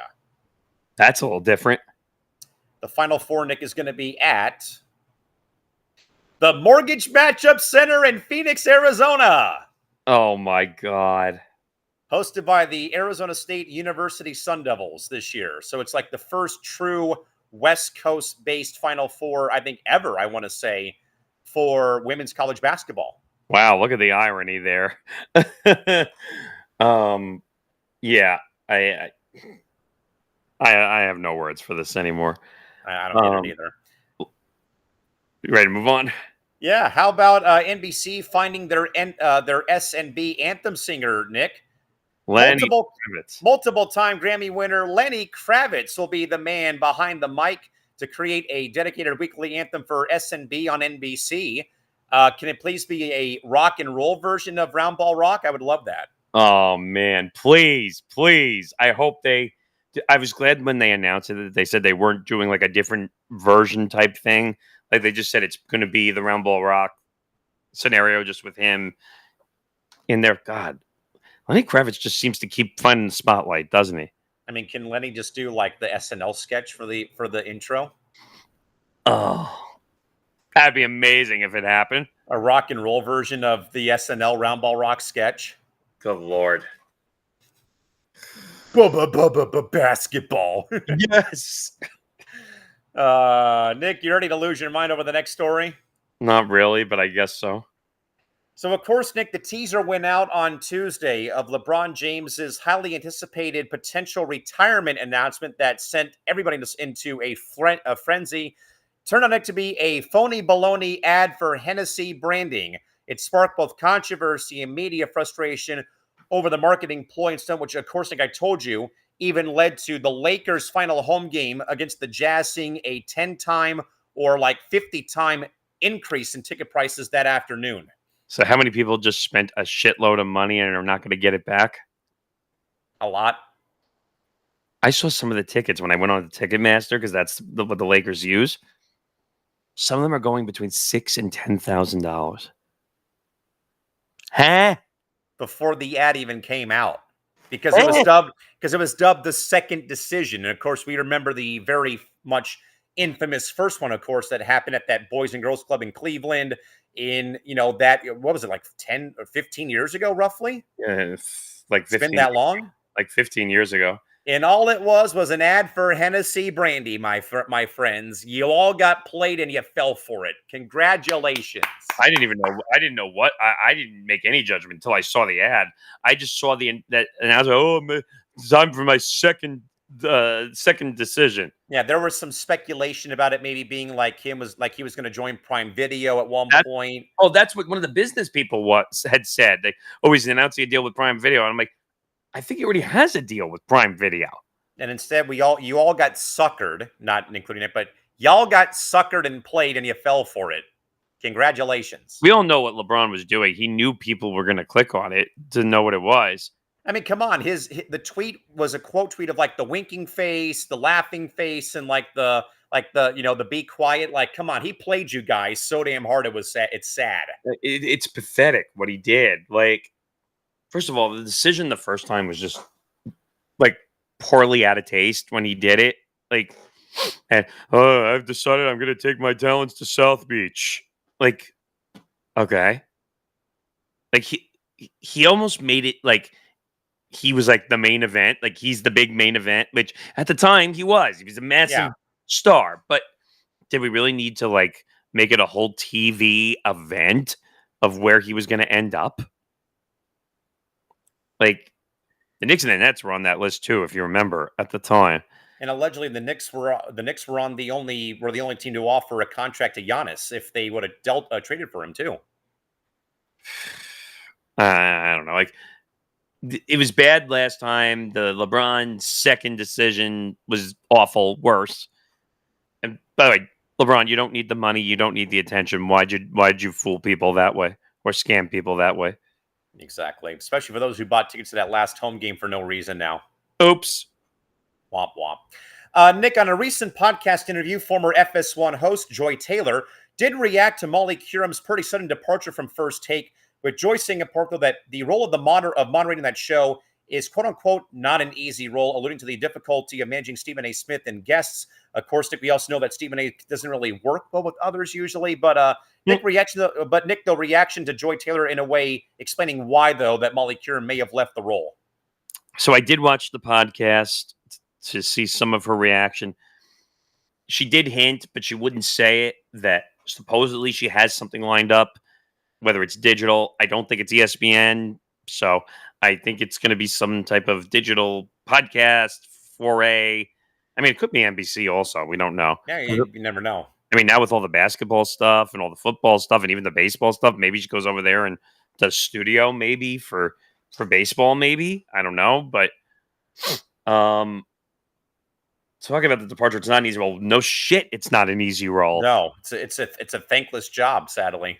When you have to deal with I shouldn't say deal with, babysit Stephen A. Smith all for 2 hours a day. I think Joy Taylor basically said it right. Apparently they're friends. I didn't even know that, but right. I don't know. I mean, Joy's got a lot to figure out also because she's also sitting on the sidelines right now. So Molly is apparently, her first thing since First Take was Dan Hurley book tour Q&A. I don't know if that happened yet, but she will end up somewhere. Nick, I have to do a quick little wee woo. We have a Oh, late breaking story involving college athletics on Front Office oh, Sports. is that the gambling thing? The NCAA is allowing Division I athletes to bet on professional sports, and an announcement made on Wednesday by the administrative committee adopting a proposal to allow both athletes and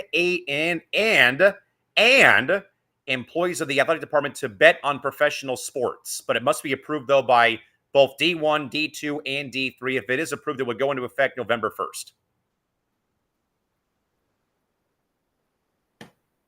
Interesting. How am I supposed to react to that? Like, all these years, you went after athletes saying they shouldn't be betting on sports. Yet, all the way up to the NFL, they didn't want you betting. Now you're going to allow betting in D1? We will have more about that, folks, on Thursday. Again, folks, it is a marathon, not a sprint today here on Playback as we wrap up for the afternoon and early evening for our show. But do not fret, my friends. We got about an hour away. We're about an hour away from our first live baseball game of the day. Chicago looking to stave off elimination against the Milwaukee Brewers, coming up at just after 2 o'clock Pacific time, 5 o'clock Eastern, before we do get to our nightcap of both Yankees, Blue Jays, and Game 3 of the WNBA Finals. Yeah, we'll be back around like 4:45 Eastern-ish. So, in about 45 minutes, you'll see us again on screen. Yeah, so we're going to go catch a bite, just catch up on things around the house, because then we're going to be stuck on here for the rest of the night. So, enjoyed the show. Make sure you follow the network on social media at ETB Network, Twitter, Instagram, TikTok, at ETB Network. Follow our YouTube channel, which this is simulcasted on youtube.com/ETB Network. Subscribe, hit the button down below if you're watching on YouTube. We're at 1,030 subscribers currently. So let's grow the number. Let's grow those watch hours. That way we can bring some more content. We'll talk about this more later. I'm not going to babble about it now because you and I are going to be on screen plenty later. Some of the new content that is coming, you mentioned it briefly, but we'll talk about it more in depth later on. But you'll catch us in about 40 minutes or so back for Cubs and Brewers Game 4. Or is it Game 3? Game 3. Game 3. So it's possible sweep coming up today for some Cubs fans here. Might not be so happy. Zan's going to the game. Zan will be at Wrigley today, yes. So we'll try to see if we can get to him while he's at the game. But until then, for Callum McClure, I'm Nick Morgeson. We will see you next week for episode 20. It'll be on air next Thursday at 1 o'clock Eastern, 10 a.m. Pacific, just like today. Well, we got to discuss that because we have shows that are on at 3 and 4. That is true, yes. So, TBA on the time. Right now. We're working on it. So, because we have, it's one show. We have Outsiders at 4, right? So, maybe we can do that. I have to think about that. But it's TBA until we figure out that exact scheduling. But we'll see. Until then, we'll see you in about 40 minutes. This has been episode 19 of Press Row. I don't really want to say goodnight because we're going to be there. We'll be back in 40 minutes after this brief intermission and a word from your local station.